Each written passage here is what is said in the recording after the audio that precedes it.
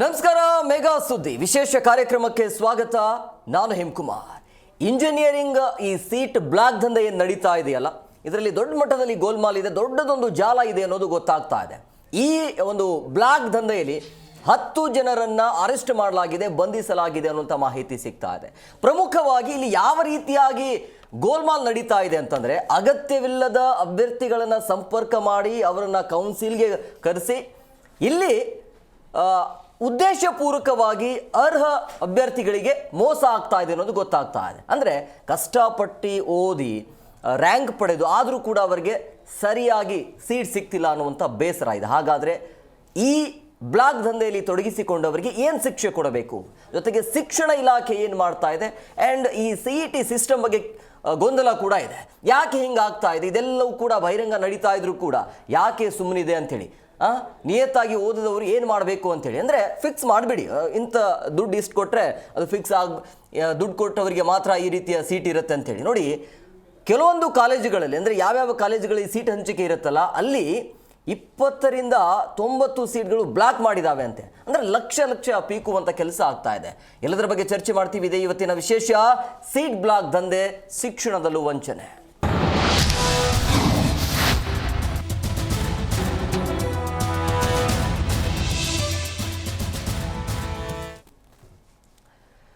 ಬೆಂಗಳೂರಿನಲ್ಲಿ engineering seat ದಂಧೆ ಅಂತೂ ಜೋರಾಗಿ ನಡೀತಾ ಇದೆ ಅಂತ ಅನಿಸ್ತಾ ಇದೆ. ಈ ಜಾಲವನ್ನು ನೋಡ್ತಾ ಇದ್ರೆ ಇದಕ್ಕೆ ಕಡಿವಾಣ ಏನು ಅನ್ನುವಂಥ ಪ್ರಶ್ನೆ ಈಗ. ಪ್ರತಿಷ್ಠಿತ ಇಂಜಿನಿಯರಿಂಗ್ ಕಾಲೇಜು ಈ ಸೀಟ್ ಬ್ಲಾಕ್ ದಂಧೆ ಇದೆಯಲ್ಲ, ಅದು ಮುಂದುವರಿತಾ ಇದೆ. ರಿಜೆಕ್ಟ್ ಮಾಡಿರುವಂತಹ ಸೀಟ್ಗಳೇ ಈ ಖದೀಮರ ಟಾರ್ಗೆಟ್ ಆಗ್ತಾ ಇದೆ. ರಿಜೆಕ್ಟ್ ಸೀಟ್ಗಳನ್ನು ಈ ಗ್ಯಾಂಗ್ ಇದೆಯಲ್ಲ ಬ್ಲಾಕ್ ಮಾಡ್ತಾ ಇದೆ. ಅಂದರೆ ಇದನ್ನ ಬ್ಲಾಕ್ ಮಾಡಿ ಮ್ಯಾನೇಜ್ಮೆಂಟ್ ಕೋಟಾದಡಿ ಬೇರೆಯವರಿಗೆ ಡೀಲ್ ಮಾಡುವಂಥ ಕೆಲಸ ಆಗ್ತಾ ಇದೆ. ಅದು ಯಾವ ರೀತಿ ಅಂತ ಹೇಳ್ತೀವಿ. ಸೊ ಲಕ್ಷ ಪಡೆಯುತ್ತಿದ್ದ ವಂಚಕರ ಟೀಮ್ ಈಗ ಬಲೆಗೆ ಬಿದ್ದಿದೆ. ಪೊಲೀಸರಿಂದ 10 ಮಂದಿ ಆರೋಪಿಗಳ ಅರೆಸ್ಟ್ ಆಗಿದೆ. ಹರ್ಷ ಆ ಸೀಟ್ ಬ್ಲಾಕಿಂಗ್ ದಂಧೆಯ ಪ್ರಮುಖ ಆರೋಪಿ, ಕಿಂಗ್ ಪಿನ್ ಅಂತ ಹೇಳಲಾಗ್ತಾ ಇದೆ. ಹಾಗಾದ್ರೆ ಆ ಹರ್ಷ ಯಾರು? ಮ್ಯಾನೇಜ್ಮೆಂಟ್ ಮತ್ತೆ ಮಧ್ಯವರ್ತಿಗಳ ನೆರವಿನಿಂದ ಈ ರೀತಿಯಾಗಿ ಡೀಲ್ ಆಗ್ತಾ ಇದೆ ಅನ್ನೋದು ಗೊತ್ತಾಗ್ತಾ ಇದೆ. ಮಲ್ಲೇಶ್ವರಂ ಪೊಲೀಸರಿಂದ ಈಗ ತನಿಖೆ ಮುಂದುವರಿತಾ ಇದೆ. ಇಂಥವರಿಗೆ ಏನು ಶಿಕ್ಷೆ ಕೊಡಬೇಕು ಅಂತೇಳಿ. ಹಂಗಾಗಿ ಇಲ್ಲಿ ನಿಯತ್ತಾಗಿ ಪ್ರಾಮಾಣಿಕವಾಗಿ ಓದಿ ರ್ಯಾಂಕ್ ಪಡೆದಿರುವಂತಹ ಅಭ್ಯರ್ಥಿಗಳ ಪಾಡೇನು, ಅವರ ಭವಿಷ್ಯ ಏನು ಅಂತೇಳಿ ಎಲ್ಲದರ ಬಗ್ಗೆ ಸುದೀರ್ಘವಾಗಿ ನಿಮ್ಮ ಜೊತೆ ನಾವು 1 ಗಂಟೆಗಳ ಕಾಲ ಇರ್ತೀವಿ. ಅದಕ್ಕಿಂತ ಮೊದಲು ಕಮಿಷನರ್ ಮಾತನಾಡಿದ್ದಾರೆ. ಈ ಪ್ರಕರಣದ ವಿಚಾರವಾಗಿ ಏನು ಹೇಳಿದ್ದಾರೆ ಕೇಳೋಣ ಬನ್ನಿ.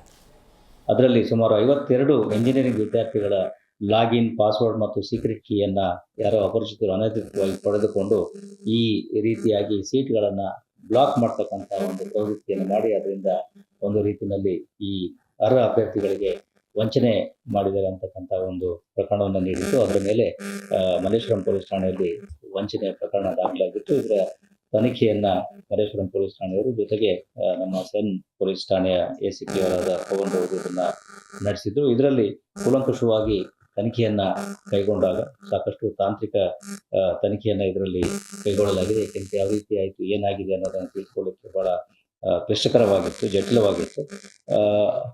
ಆ ಒಂದು ತನಿಖೆಯನ್ನ ಕೈಗೊಂಡು ಈ ರೀತಿ ಈ ಅನಧಿಕೃತವಾಗಿ ಪಡೆದಿರ್ತಕ್ಕಂಥ ಲಾಗಿನ್ ಮತ್ತು ಪಾಸ್ವರ್ಡ್ಗಳನ್ನು ಉಪಯೋಗಿಸಿ ಕೆಲವೊಂದು ಬೇರೆ ಕಡೆಗಳಿಂದ ಈ ವ್ಯಕ್ತಿಗಳು ಲಾಗಿನ್ ಮಾಡಿರ್ತಕ್ಕಂಥದ್ದು ಕಂಡುಬಂದು ಅದರ ಆಧಾರದ ಮೇಲೆ ಸುಮಾರು ಇದುವರೆಗೆ ಒಟ್ಟು 10 ಆರೋಪಿಗಳನ್ನ ಬಂಧಿಸಿದ್ದಾರೆ. ಈ ಬಗ್ಗೆ ಮಾತನಾಡೋದಕ್ಕೆ ಅತಿಥಿಯವರು ಜಾಯ್ನ್ ಆಗಿದ್ದಾರೆ. ನಾನು ಅವ್ರನ್ನ ಕಾರ್ಯಕ್ರಮಕ್ಕೆ ವೆಲ್ಕಮ್ ಮಾಡ್ತೀನಿ. ಶಿಕ್ಷಣ ತಜ್ಞರಾಗಿರುವಂಥ ಡಾಕ್ಟರ್ ಸುಪ್ರೀತ್ ಸರ್, ಕಾರ್ಯಕ್ರಮಕ್ಕೆ ಆತ್ಮೀಯವಾದಂಥ ಸ್ವಾಗತ. ನಮಸ್ಕಾರ. ಇನ್ನು ಡಾಕ್ಟರ್ ಮೊಹಮ್ಮದ್ ಫಾರೂಕ್ ಪಾಷಾ, ಶಿಕ್ಷಣ ತಜ್ಞರು. ಸರ್, ತಮಗೂ ಕೂಡ ಕಾರ್ಯಕ್ರಮಕ್ಕೆ ಆತ್ಮೀಯವಾದಂಥ ಸ್ವಾಗತ. ನಮಸ್ಕಾರ. ಸುಪ್ರೀತ್ ಸರ್, ನಾನು ನಿಮ್ಮ ಹತ್ರನೇ ಬರ್ತೀನಿ. ಈ ಶಿಕ್ಷಣದಲ್ಲೂ ಕೂಡ ಈ ರೀತಿಯಾಗಿ ಗೋಲ್ಮಾಲ್ ನಡೆಯುತ್ತೆ ಅಂತಂದರೆ ನಮ್ಮ ಶಿಕ್ಷಣ ವ್ಯವಸ್ಥೆ ಯಾವ ರೀತಿಯಾಗಿದೆ ಅಂತ?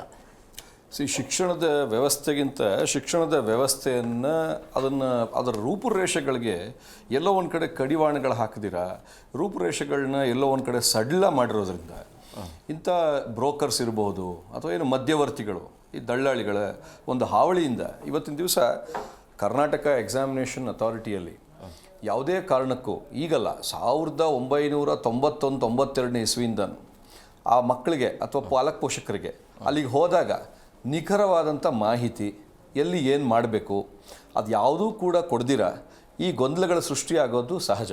ಅದು ಆಗ್ತಾನೆ ಬರ್ತಾ ಇದೆ. ಮತ್ತು ಈ ಸೀಟ್ ಬ್ಲಾಕಿಂಗ್ ದಂಧೆ ಏನಿದೆ ಮುಂಚೆ ಬರೀ ಮೆಡಿಕಲ್ ಸೀಟ್ಸಲ್ಲಿ ಮಾತ್ರ ನಡೀತಾ ಇತ್ತು.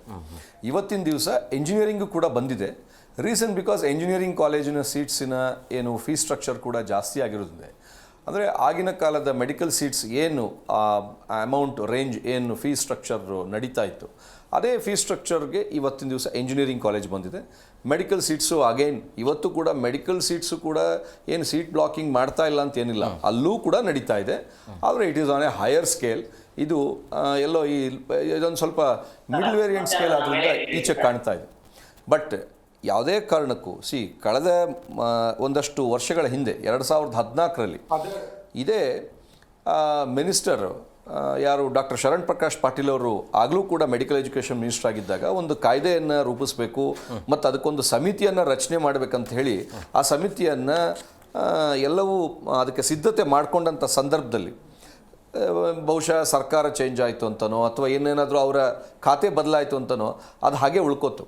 ಆದರೆ 2006 ಪ್ರಕಾರ ಒಂದು ಕಾಯ್ದೆ ಇದೆ, ಫೀ ರೆಗ್ಯುಲೇಷನ್ ಕಮಿಟಿ ಆ್ಯಕ್ಟ್ ಅಂತ ಹೇಳಿ. ಆ ಫೀ ರೆಗ್ಯುಲೇಷನ್ ಆ್ಯಕ್ಟ್ ಪ್ರಕಾರ ಇವತ್ತಿನ ದಿವಸ ಆ ಸ್ಟೂಡೆಂಟ್ಸಿಗೆ ಏನಾದರೂ ಕೆಇಯ ಮುಖಾಂತರನೇ ಸೀಟ್ಸನ್ನು ಆಗಬೇಕು ಅಂತಿದ್ರೆ ಖಂಡಿತ ಆ ಸೀಟ್ಸನ್ನು ಈಗ ಅಕಸ್ಮಾತ್ ಯಾರೋ ಸ್ಟೂಡೆಂಟ್ಸ್ ಬರಲಿಲ್ಲ, ಆ ಸೀಟನ್ನು ಕವರೇಜ್ ಆಗಲಿಲ್ಲ, ಫೀಸು ಕಟ್ಟಿದ್ರು, ಎಲ್ಲನೂ ಮಾಡಿದ್ರು, ಆದರೆ ಆ ಸ್ಟೂಡೆಂಟ್ ಅಲ್ಲಿ ಬಂದಿಲ್ಲ ಅಂದರೆ it is A clear case of seat blocking. ಯಾಕೆಂದರೆ ಸೀಟನ್ನು ಅಲಾಟ್ಮೆಂಟ್ ಮಾಡ್ಕೊಂಡ್ಮೇಲೆ ಆ ಸ್ಟೂಡೆಂಟ್ ಫೀಸ್ ಕಟ್ಟಿದ ಮೇಲೆ ಅಲ್ಲಿಗೆ ಹೋಗಲೇಬೇಕಲ್ಲ, ಹೋಗಿರೋದಿಲ್ಲ. ಸೊ ಹಾಗಾಗಿ ಇದು ಒಂಥರ ಪೂರ್ವ ನಿಯೋಜಿತ ವ್ಯವಸ್ಥಿತವಾದಂಥ ದಂಧೆ. ಇದರಲ್ಲಿ ಭಾಳ ದೊಡ್ಡವರೆಲ್ಲ ಸೇರಿರ್ತಾರೆ. ಇದಕ್ಕೆ ಸರ್ಕಾರನೇ ಇದಕ್ಕೆ ಒಂದು ಕೇರ್ ತಗೋಬೇಕಾಗ್ತದೆ. ಏನೂ ಇಲ್ಲ, ವೆರಿ ಸಿಂಪಲ್. ನಿಮ್ಮ ಇಷ್ಟೂ ಇದಕ್ಕೂ ವೆರಿ ಸಿಂಪಲ್ ಆಗಿ ಹೇಳಬೇಕಂದ್ರೆ 2006 ಫೀ ರೆಗ್ಯುಲೇಷನ್ ಆ್ಯಕ್ಟನ್ನು ಜಾರಿಗೆ ತಂದು ಕರ್ನಾಟಕ ಎಕ್ಸಾಮಿನೇಷನ್ ಅಥಾರಿಟಿನಲ್ಲಿ ಯಾವುದೇ ಸೀಟು ಉಳ್ಕೊಂಡಂಥ ಸೀಟನ್ನು ಸಿ ಇ ಟಿ ಮಕ್ಕಳಿಗೇನೆ ವಾಪಸ್ ಕೊಡ್ತಕ್ಕಂಥದ್ದನ್ನು ಮಾಡಬೇಕು. ದೇ ಶುಡಂಟ್ ಗಿವ್ ಇದು ಏನು ಈ ಕೆ ಇ ಎ ಸೀಟನ್ನು ಪರವಾಗಿಲ್ಲ ಅಂತೇಳಿ ತಿರ್ಗಾ ಅದನ್ನು ಮ್ಯಾನೇಜ್ಮೆಂಟ್ಗೆ ಕನ್ವರ್ಟ್ ಮಾಡ್ಕೊಳ್ಳಿ ಅಂತ ಯಾವುದೇ ಕಾಲೇಜ್ನವ್ರಿಗೂ ಕೂಡ ಕೊಡಬಾರ್ದು. ಆವಾಗ ತಂತಾನಾಗೆ it is a slow poison for all the ಮಧ್ಯವರ್ತಿಗಳು. ಎಸ್ ಮೊಹಮ್ಮದ್ ಸರ್, ಈಗ ಈ ಬ್ಲ್ಯಾಕ್ ದಂಧೆ ವ್ಯವಸ್ಥಿತವಾಗಿ ನಡೀತಾ ಇದೆ ಅಂತ ಅನ್ಸುತ್ತಾ? ಒಂದು ದೊಡ್ಡ ಜಾಲ ಇದೆ ಅಂತ ಅನ್ಸುತ್ತಾ? ಸರ್, ಈಗಾಗ್ಲೇ ಸುಪ್ರೀತ್ ಸರ್ ತುಂಬಾ ಕ್ಲಿಯರ್ ಆಗಿ ಹೇಳಿದ್ರು. ಒಂದು ನಾವು ಅರ್ಥ ಮಾಡ್ಕೋಬೇಕು, ನಮ್ಮಲ್ಲಿರುವಂತ ವ್ಯವಸ್ಥೆನಲ್ಲಿ ಈ ಪ್ರೈವೇಟ್ ಕಾಲೇಜ್ಗಳು ಅಥವಾ ಮೆಡಿಕಲ್ ಕಾಲೇಜ್ಗಳು ಯಾರ್ದು ಅನ್ನೋದು. ಬಹುತೇಕ ನೀವು ನೋಡಕ್ ಹೋದ್ರೆ ಎಲ್ಲ ಸಮಾಜದಲ್ಲಿರ್ತಕ್ಕಂಥ ಎಲ್ಲ ದೊಡ್ಡ ವ್ಯಕ್ತಿಗಳು, ರಾಜಕಾರಣಿಗಳು, ದುಡ್ಡು ಹಣವಂತರು, ಅವ್ರಿಗೆ ಸೇರಿರುವಂತದ್ದು ಮೆಡಿಕಲ್ ಕಾಲೇಜು ಅಥವಾ ನಮ್ಮ ಇಂಜಿನಿಯರಿಂಗ್ ಕಾಲೇಜು. ಅದು ನಂಬರ್ 1. ಎರಡನೇದು ಏನಾಗಿದೆ ಅಂದ್ರೆ ದಿನ ಕ್ರಮೇಣ 1992-93ರಿಂದ ಕಾಲೇಜ್ಗಳು ಜಾಸ್ತಿ ಆಗ್ತಾ ಇವೆ. ಕಾಲೇಜ್ಗಳು ಜಾಸ್ತಿ ಆದಾಗ ನಿಮಗೆ ಡಿಮಾಂಡ್ ಜಾಸ್ತಿ ಆಗ್ತಾ ಇದೆ. ಡಿಮಾಂಡ್ ಜಾಸ್ತಿ ಆದಾಗ ನಿಮ್ಗೆ ಆಟೋಮೆಟಿಕಲಿ ನಿಮ್ಮ ಕಾಲೇಜ್ಗೆ ಉತ್ತಮ ವಿದ್ಯಾರ್ಥಿಗಳನ್ನ ಬೇರೆ ರೀತಿಯಲ್ಲಿ ಮ್ಯಾನೇಜ್ಮೆಂಟ್ ರೂಪದಲ್ಲಿ ಕೊನೆಗೆ ಅದು ದುಡ್ಡಿಗೆ ಬರುತ್ತೆ. ಅದು ಆ ಒಂದು ರೀತಿನಲ್ಲಿ ಯಾವ್ಯಾವ ರೀತಿಯಲ್ಲಿ ನಾವು ಅವ್ರನ್ನ ಬರ್ಮಾಡ್ಕೋಬೇಕು ಅನ್ನೋದು ಯೋಚನೆ ಮಾಡಿದಾಗ ಇದೊಂದು ಸಿಸ್ಟಮ್ ವ್ಯವಸ್ಥಿತವಾಗಿ ನಡೀತಿರುವಂತ ಒಂದು ಸಿಸ್ಟಮ್ ಇದು ತುಂಬಾ ವರ್ಷದಿಂದ ನಡೀತಾ ಇದೆ. ನಾವು ಪ್ರತಿ ವರ್ಷ ಅಡ್ಮಿಷನ್ ಟೈಮಲ್ಲಿ ಸಿಇಟಿ ಟೈಮಲ್ಲಿ ಎಲ್ಲ ವಿಷಯಗಳು ಹೊರಗಡೆ ಬರುತ್ತೆ. ಒಂದ್ 15 ದಿನ, 1 ತಿಂಗಳು ಎಲ್ಲ ಈ ತರ ಚರ್ಚೆಗಳಾಗುತ್ತೆ, ಪೇಪರ್ ಅಲ್ಲಿ ಬರುತ್ತೆ. ಎಲ್ಲ ಒಂದ್ ಕಡೆ ಅದು it will go in the dark, ಎಲ್ಲ ಒಂದ್ ಕಡೆ ಮರೆ ಆಗ್ಬಿಡುತ್ತೆ. ತಿರ್ಗಾ ಮುಂದಿನ ವರ್ಷ ಬರುತ್ತೆ. ಬಟ್ ಇದೊಂದು ನೋಡ್ಬೇಕಾದ್ರೆ 1-2-3 ವಿಷಯಗಳು ಆಗ್ಲೇಬೇಕು. ಏನು ಏನೇ ಸೀಟ್ ಉಳ್ಕೊಂಡ್ರು ಅದು ವಾಪಸ್ ಸಿಇಟಿ ನಲ್ಲಿ ಯಾರು ಬರ್ದಿರ್ತಾರೆ ಹುಡುಗರಿಗೆ ಕೊಡುವಂತದ್ದು ಒಂದು ಕೆಲಸ ಆಗ್ಬೇಕು. ಎರಡನೇದು, ಮ್ಯಾನೇಜ್ಮೆಂಟ್ ಅವರು ಯಾವುದೇ ಕಾರಣಕ್ಕೂ ಕನ್ವರ್ಷನ್ ಮಾಡೋ ತರ ಇರಬಾರ್ದು. ಅವಾಗ ಆಟೋಮೆಟಿಕಲಿ ಯಾವುದೇ ಒಬ್ಬ ವಿದ್ಯಾರ್ಥಿ ನೀವು ಕರೆಯೋದಲ್ಲ, ಅವರೇ ಹುಡ್ಕೊಂಡ್ಬಂದು ಸಿಇಟಿ ಸೀಟ್ ತಗೊಳ್ತಾರೆ. ಯಾಕಂದ್ರೆ ಅವ್ರಿಗೂ ಅಷ್ಟು ಅವಶ್ಯಕತೆ ಇರುವಂತದ್ದು. ಇನ್ನೊಂದೇನಪ್ಪಾ ಆಗ್ತಿದೆ ಅಂದ್ರೆ ನಮ್ಮಲ್ಲಿ ಕೆಲವು ಕಾಯ್ದೆಗಳು ಆ ಕಾಲಘಟ್ಟಕ್ಕೆ ಸಮಯಕ್ಕೆ ಬರುತ್ತೆ, ಅವಕ್ಕೆ ಜೀವನ ಸಿಗುತ್ತೆ. ಬಟ್ ಎಲ್ಲೋ ಒಂದ್ ಕಡೆ ಹಂಗೆ ಅದು ಮರೆಮಾಚಿಕೆ ಆಗಿ ಅದು ಕೊನೆಯದಾಗಿ ಈ ನಮ್ಮ ಪ್ರಭಾವಿ ಕಾಲೇಜ್ಗಳು ಯಾರಿದ್ದಾರೆ ಅವರು ಪ್ರಭಾವವನ್ನು ಬಳಸಿ ಕೊನೆಗೆ ಅವ್ರಿಗೆ ಆಗೋ ರೀತಿಲಿ ನೀವೇನೇ ಒಂದು ತನ್ನಿ, ಅವ್ರು ಏನ್ ಮಾಡ್ತಾರೆ ಅಂದ್ರೆ ಎಲ್ಲೋ ಒಂದ್ ಕಡೆ ಅದ್ರ ಉಪಯೋಗ ಅವ್ರಿಗೆ ಆಗ್ತಾ ಇರುತ್ತೆ ಮಕ್ಳಿಗಿಂತ. ಈಗ ನಾವು ಯೂಶಲಿ ಸಿಇಟಿಗೆ ಬರುವಂತವ್ರು ಅಥವಾ ಸಿಇಟಿ ನಲ್ಲಿ ರ್ಯಾಂಕಿಂಗ್ ಮುಖಾಂತರ ಯಾವುದೇ ಕಾಲೇಜ್ಗೆ, ಯಾವುದೇ ಇಂಜಿನಿಯರಿಂಗ್ಗೆ, ಯಾವುದೇ ಮೆಡಿಕಲ್ಗೆ ದೂರ ಊರುಗಳಿಗೆ ಹೋಗುವಂಥವ್ರು ಯಾರು ಎಲ್ಲ ಬಡ ಮಕ್ಕಳು ಅಥವಾ ಎಲ್ಲೋ ಒಂದ್ ಕಡೆ ಆಸೆ ಇಟ್ಕೊಂಡಿರೋಂಥವ್ರು, ಒಂದು ಒಳ್ಳೆ ಇಂಜಿನಿಯರ್ ಆಗ್ಬೇಕು, ಮೆಡಿಕಲ್ ಆಗ್ಬೇಕು, ಅಥವಾ ಬೇರೆ ಬೇರೆ ಕೋರ್ಸ್ಗಳಿಗೆ ಸೇರ್ಬೇಕು ಅನ್ನೋಂಥವ್ರು. ಅವ್ರಿಗೆ ಈ ತರ ಆಗ್ಬೇಕಾದ್ರೆ ಎಲ್ಲೋ ಒಂದ್ ಕಡೆ ನಮಗೆ ನನಗನ್ಸೋದು ಮುಂದಿನ ಒಂದು ಏನು ತಲೆಮಾರಿಗೆ, ಯಂಗ್ಸ್ಟರ್ಸ್ಗೆ ಎಲ್ಲ ಒಂದ್ ಕಡೆ ನೆಗೆಟಿವ್ ಥಾಟ್ ಒಂದ್ ಕಡೆ ಕೊಡ್ತಾ ಇದೀವಿ. ಅವರ ಒಂದು ಮೋಟಿವೇಶನ್ ಇದೆ, ಅದಕ್ಕೂ ನಾವು ಎಲ್ಲೋ ಒಂದ್ ಕಡೆ ಅವ್ರಿಗೆ ನಾವು ಡಿಮೋಟಿವೇಟ್ ಮಾಡ್ತಾ ಇದೀವಿ. ಈ ತರ ಎಲ್ಲ ನೋಡಿದಾಗ ಅವ್ರಿಗೆ ಒಂದು ಸಿಸ್ಟಮ್ ಮೇಲೆ ನಂಬಿಕೆ ಹೋಗುತ್ತೆ. ಈಗ ನಮ್ಮಲ್ಲಿ ತುಂಬಾ ಕಡೆ ಈಗ ಆಲ್ರೆಡಿ ಡ್ಯಾಮೇಜ್ ಆಗಿದೆ. ಏನು ದುಡ್ಡು ಕೊಟ್ರೆ ಎಲ್ಲ ಆಗುತ್ತೆ, ಯಾವ್ದು ನಮಗ್ ಸಿಗಲ್ಲ, ಒಳ್ಳೆ ಕಡೆ ಸಿಗಲ್ಲ, ಎಲ್ಲ ಅವ್ರವ್ರೆ ತಗೊಳ್ತಾರೆ, ಎಲ್ಲ ಅವ್ರವರಲ್ಲೇ ಅಂಡರ್ಸ್ಟ್ಯಾಂಡಿಂಗ್ ಇದೆ ಅಂತ ಏನೇನೋ ಈಗ ಮಾತುಗಳು ಇದೆ. ಅದು ಎಷ್ಟು ನಿಜ ಸರಿ ಅದು ನಮ್ಗೆ ಗೊತ್ತಿಲ್ಲ. ಬಟ್ ಎಲ್ಲೋ ಒಂದ್ ಕಡೆ ಈ ಒಂದು ವಿಷಯದಲ್ಲಿ ಮಾತ್ರ ಇದು ಒಂದು ಸರಿಯಾದ ಸಮಯ, ಒಂದು ನಿರ್ಧಾರವನ್ನು ತಗೊಳ್ಳಿಲ್ಲ ಅಂದ್ರೆ ಬಹುಶಃ ಮುಂದಿನ ದಿನಗಳ ಸರ್, ಈಗ ಸುಪ್ರೀತ್ ಸರ್, ಈಗ ದುಡ್ಡು ಕೊಟ್ಟ ಮೇಲೆ ಎಲ್ಲನೂ ಸಿಗತ್ತೆ ಅಂತ ಹೇಳಿದ್ರೆ ಇಲ್ಲಿ ಪ್ರಾಮಾಣಿಕವಾಗಿ ಓದಿದವರು, ರ್ಯಾಂಕ್ ಪಡೆದವರು, ಅವರ ಪರಿಸ್ಥಿತಿ ಏನು ಅಂತೇಳಿ ಇಲ್ಲಿ ನಾವು ಎಲ್ಲ ದೃಷ್ಟಿಯಿಂದನೂ ನಾವು ನೋಡಬೇಕಾಗ್ತದೆ. ಒಂದು ಏನಾಗುತ್ತೆ ಅಂದರೆ ನಾನು I am also A corporate trainer for cyber security, artificial intelligence and machine learning. ನಾನು ಏನು ಹೇಳೋದು ಅಂದರೆ, ಇವತ್ತಿನ ದಿವಸ ಯಾರ ಮನೆಯಲ್ಲಿ ಅಪ್ಪ ಅಮ್ಮಂದರು ಅವರ ಮಕ್ಕಳು ಸೆಕೆಂಡ್ PUC ಇದ್ದಾರೆ ಅಥವಾ ಏನು ಸೆಕೆಂಡ್ PUCಗೆ ಬರಲಿದ್ದಾರೆ, ಆ first year and second year, ಮತ್ತು ಸ್ಟೂಡೆಂಟ್ಸು ಕೂಡ ಯಾರು ಫಸ್ಟ್ PU ಸೆಕೆಂಡ್ PUC ಇದ್ದಾರೆ, ಅದರಲ್ಲೂ ಎಸ್ಪೆಷಲಿ ಸೈನ್ಸ್ ಸ್ಟೂಡೆಂಟ್ಸ್, ದಯವಿಟ್ಟು ತಮ್ಮ ಫೋನ್ ನಂಬರ್ಗಳನ್ನ ಎಲ್ಲೋ ಒಂದು ಕಡೆ ಮಾಲ್ಗಳಲ್ಲಿ ಅಥವಾ ಎಲ್ಲೋ ಹೋಟೆಲಲ್ಲಿ ನಾವು ಬಿಲ್ ಹಾಗೆ ಕೊಡೋದಿಲ್ಲ, ಫೋನ್ ನಂಬರ್ ಕಳಿಸ್ತೇವೆ, ಅದನ್ನೆಲ್ಲ ಈ ಫೋನ್ ನಂಬರ್ಸನ್ನು ದಯವಿಟ್ಟು ಅತಿಯಾಗಿ ಶೇರ್ ಮಾಡೋದನ್ನು ದಯವಿಟ್ಟು ಕಮ್ಮಿ ಮಾಡಲಿ. ನಿಮ್ಮ ವಾಹಿನಿ ಮುಖಾಂತರ ಹೇಳ್ತೀನಿ. ಯಾಕೆಂದರೆ ಇವತ್ತಿನ ದಿವಸ ಜಾಲತಾಣಗಳಲ್ಲಿ ಏನು ಈ ಸೈಬರ್ ಸೆಕ್ಯೂರಿಟಿಯ ಏನು ಅಫೆನ್ಸ್ ಏನಿದೆಯಲ್ಲ, ಸೈಬರ್ ಸೆಕ್ಯೂರಿಟಿ ಇಲ್ಲದೆ ಸೈಬರ್ ಅಫೆನ್ಸ್ ಏನಾಗ್ತಾ ಇದೆ, ಆ ಅಫೆನ್ಸ್ನಲ್ಲಿ ಹೈಯೆಸ್ಟು ಇಂಥ ದಂಧೆಕೋರರು ಏನು ಮಾಡ್ತಾ ಇದ್ದಾರೆ ಅಂದರೆ, they are trying to collect the phone numbers of the students. ಯಾರು ಸೆಕೆಂಡ್ PUCಯಲ್ಲಿ ಇರ್ತಾರೆ, ಯಾರು ಸೈನ್ಸ್ ಸ್ಟೂಡೆಂಟ್ಸು, ಇವತ್ತು ಎಲ್ಲ ಸಿಗ್ತಾ ಇದೆ. ಮೊಬೈಲ್ ಫೋನು ಫ್ರಂಟಿಂದ ಅಷ್ಟೇ ನಾವು ಲಾಕ್ ಮಾಡಿಟ್ಟಿರ್ತೀವಿ, but back side it is totally open. ಎಲ್ಲ ಡೇಟಾಸು ಕೂಡ ಕೈಗೆ ಸಿಗ್ತಾ ಇದೆ. ಆ ಡೇಟಾಸಿಂದ ಏನು ಮಾಡ್ತಾ ಇದ್ದಾರೆ ಈ ಥರದವರೆಲ್ಲ, ಪಾಸ್ವರ್ಡು ಮತ್ತು OTPಗಳನ್ನು ಕದೀತಾ ಇದ್ದಾರೆ. ಕದ್ದು ಇವಾಗ ಸ್ಟೂಡೆಂಟ್ಸು ಯಾರೋ 96-97% ತೊಗೊಂಡಿರ್ತಾನೆ ಆ ಸ್ಟೂಡೆಂಟ್, ಅಥವಾ ಇನ್ಯಾರೋ ಒಬ್ಳು ಹುಡುಗಿ ತೊಗೊಂಡಿರ್ತಾಳೆ. ಅವ್ರಿಗೇನಾಗುತ್ತೆ, ಅಲ್ಲಿ ನಮ್ಮ KEನಲ್ಲಿ ಒಂದು ಪ್ರಾಪರ್ ಸಿಸ್ಟಮ್ಯಾಟಿಕ್ ಆಗಿ ಹೆಲ್ಪ್ ಡೆಸ್ಕ್ ಅನ್ನೋದು ಖಂಡಿತ ಇವತ್ತವರೆಗೂ ಕರೆಕ್ಟಾಗಿ ವರ್ಕ್ ಆಗಿದ್ದು ನಾನು ನೋಡಲೇ ಇಲ್ಲ. ಫೋನ್ ಮಾಡಿದ್ರೆ ಸ್ಟಾರ್ಟಿಂಗ್ ಒಂದು 5 days ವರ್ಕ್ ಆಗುತ್ತೆ, ಅದಾದಮೇಲೆ ವರ್ಕ್ ಆಗಲ್ಲ ಸರಿಯಾಗಿ. ಸ್ಟೂಡೆಂಟ್ಸಿಗೆ they don't get proper intimations. ಒಂದು BPO ಸೆಂಟರ್ ಥರ ಕಾಲ್ ಸೆಂಟರ್ನ ಆಲ್ ದ ಟೈಮ್ KE ಎಕ್ಸಾಮಿನೇಷನ್ಗೆ ಮಾಡಲಿ ಮಕ್ಕಳಿಗೋಸ್ಕರ. Let them collect some more fees. Students and parents will be more, ಅವ್ರಿಗೆ ಒಂದು ಸಮಾಧಾನತೆ ಸಿಗ್ತದೆ. ಅದನ್ನು ಮಾಡಬೇಕು. ಅದ್ರ ಜೊತೆಗೆ ಸ್ಟೂಡೆಂಟ್ಸು ಈ ವರ್ಷ ಕೂಡ ಸಾಕಷ್ಟು ಜನ ಸ್ಟೂಡೆಂಟ್ಸ್ ಯಾರ್ಯಾರು PUCಯಲ್ಲಿ 97-98% ತೊಗೊಂಡವರು ಕೂಡ ಯಾಕೆ ಸೀಟನ್ನು ಕಳ್ಕೊಂಡಿದ್ದಾರೆ ಅಂದರೆ, ಈವನ್ ಮೆಡಿಕಲ್ ಸೀಟ್ ಕೂಡ ಅಂತಂದರೆ ದಿ ಸಿಸ್ಟಮ್ ಆಫ್ ಅವರು ಏನು ಫಿಲಪ್ ಮಾಡಿ ಆ ಪ್ರೊಸೀಜರ್ಸ್ ಎಲ್ಲ ಮಾಡಬೇಕಲ್ಲ. ಎಷ್ಟೋ ಜನಕ್ಕೆ ಆ ಪ್ರೊಸೀಜರ್ಸ್ ಗೊತ್ತಿರೋದಿಲ್ಲ. ಅವರು ತನ್ನ ಟೀಚರ್ಸ್ನ ಅಥವಾ ತಮ್ಮ ಫ್ಯಾಕಲ್ಟೀಸ್ ಯಾರನ್ನಾರು ಕೇಳಬೇಕು, ಇಲ್ಲ ಅಂದರೆ ತನ್ನ ತಂದೆ ತಾಯಿನ ಕೇಳಬೇಕು. ಯಾರ ಮನೆಯಲ್ಲಿ ತಂದೆ ತಾಯಿ ಸ್ವಲ್ಪ ಕಾಂಪಿಟೇಟಿವ್ ಎಕ್ಸಾಮಿನೇಷನ್ ಬಗ್ಗೆ ಎಲ್ಲ ಅರಿವಿರ್ತದೋ, ಮತ್ತು ಅವ್ರ ಮನೇಲಿ ಎಲ್ಲ ಕಡೆ ಒಂದು ಸ್ವಲ್ಪ they are open to all such kind of activities ಇದ್ದಾಗ ಮಾತ್ರ ಅಂಥ ಮಕ್ಕಳು ಕೆಲವ್ರಿಗೆ ಹೆಲ್ಪ್ ಆಗಿದೆ. ಇನ್ನೊಂದಷ್ಟು ಜನ ಮಕ್ಕಳು ಯಾರು ನಿಜವಾಗ್ಲೂ they have taken high percentage of marks, ಈ ಸಿಸ್ಟಮ್ಮಿಗೆ ಅವ್ರಿಗೆ ತೊಡಗಿಸ್ಕೊಳ್ಳೋಕ್ಕಾಗ್ದಿರ ಅವರು ಸೀಟನ್ನು ಮಿಸ್ ಮಾಡ್ಕೊಂಡಿದ್ದಾರೆ. ಅಂಥ ಮಕ್ಕಳದನ್ನು ಈ ಏನು ಮಧ್ಯವರ್ತಿಗಳೇನಿರ್ತಾರೆ ಆ ಪರ್ಸೆಂಟೇಜನ್ನು ನೋಡ್ಕೊಳ್ತಾರೆ. ಸೆಕೆಂಡ್ PUC ಇದನ್ನು ಏನು ರಿಜಿಸ್ಟರ್ ನಂಬರ್ ಹಾಕಿದ ತಕ್ಷಣ ಆ ಪರ್ಸೆಂಟೇಜ್ ಏನಿದೆ ಅಂತ ಚೆಕ್ ಮಾಡ್ಕೊಳ್ತಾರೆ. ಅದಕ್ಕೆ ತಕ್ಕಂತೆ ಫೋನ್ ನಂಬರ್ನ ಮ್ಯಾಚ್ ಮಾಡ್ಕೊತಾರೆ. ಇವತ್ತು ಎಲ್ಲ ಸಾಫ್ಟ್ವೇರು ಬಂದಿದೆ, ಮ್ಯಾಚ್ ಮಾಡಿಕೊಂಡು they will try to abuse user ID and password. ಇದು ಒಂಥರ ಕತ್ಲಲ್ಲಿ ನಡೀತಾ ಇರೋವಂಥ ಬೃಹತ್ ದಂಧೆ ನಡೀತಿದೆ. ಸೊ ದಟ್ ಈಸ್ ವೈ ಎಲ್ಲ ಕಡೆ ಏನು ಪೊಲೀಸ್ನವ್ರು ಇರ್ಬೋದು, ಪೊಲೀಸ್ ಮಹಾನಿರ್ದೇಶಕರು, ಅವರೆಲ್ಲ ಕಡೆನೂ ಹೇಳ್ತಾರೆ ದಯವಿಟ್ಟು ಫೋನ್ ನಂಬರ್ಸ್ನೆಲ್ಲ ಅನ್ವಾಂಟೆಡ್ ಜಾಗದಲ್ಲಿ ದಯವಿಟ್ಟು ಕೊಡಬೇಡಿ ಅಂತ. ಸೊ ಇದು ಕೂಡ ಆಗ್ತಾ ಇದೆ. ಬಟ್ ಮಕ್ಕಳಿಗೆ ಥರೋ ಇನ್ಸ್ಟಿಟ್ಯೂಷನ್ನಲ್ಲೇ what has to be done ಅಂತ ಕರ್ನಾಟಕ ಎಕ್ಸಾಮಿನೇಷನ್ ಅಥಾರಿಟಿ ಅವರು, ಯಾಕೆಂದರೆ ಅವರೆಲ್ಲ ತುಂಬ ಪ್ರಬುದ್ಧಮಾನ ಸ್ಥಿತಿಗೆ ಬಂದಿರೋಂಥ ಮಕ್ಕಳೇನಲ್ಲ. They are just entering to professional courses.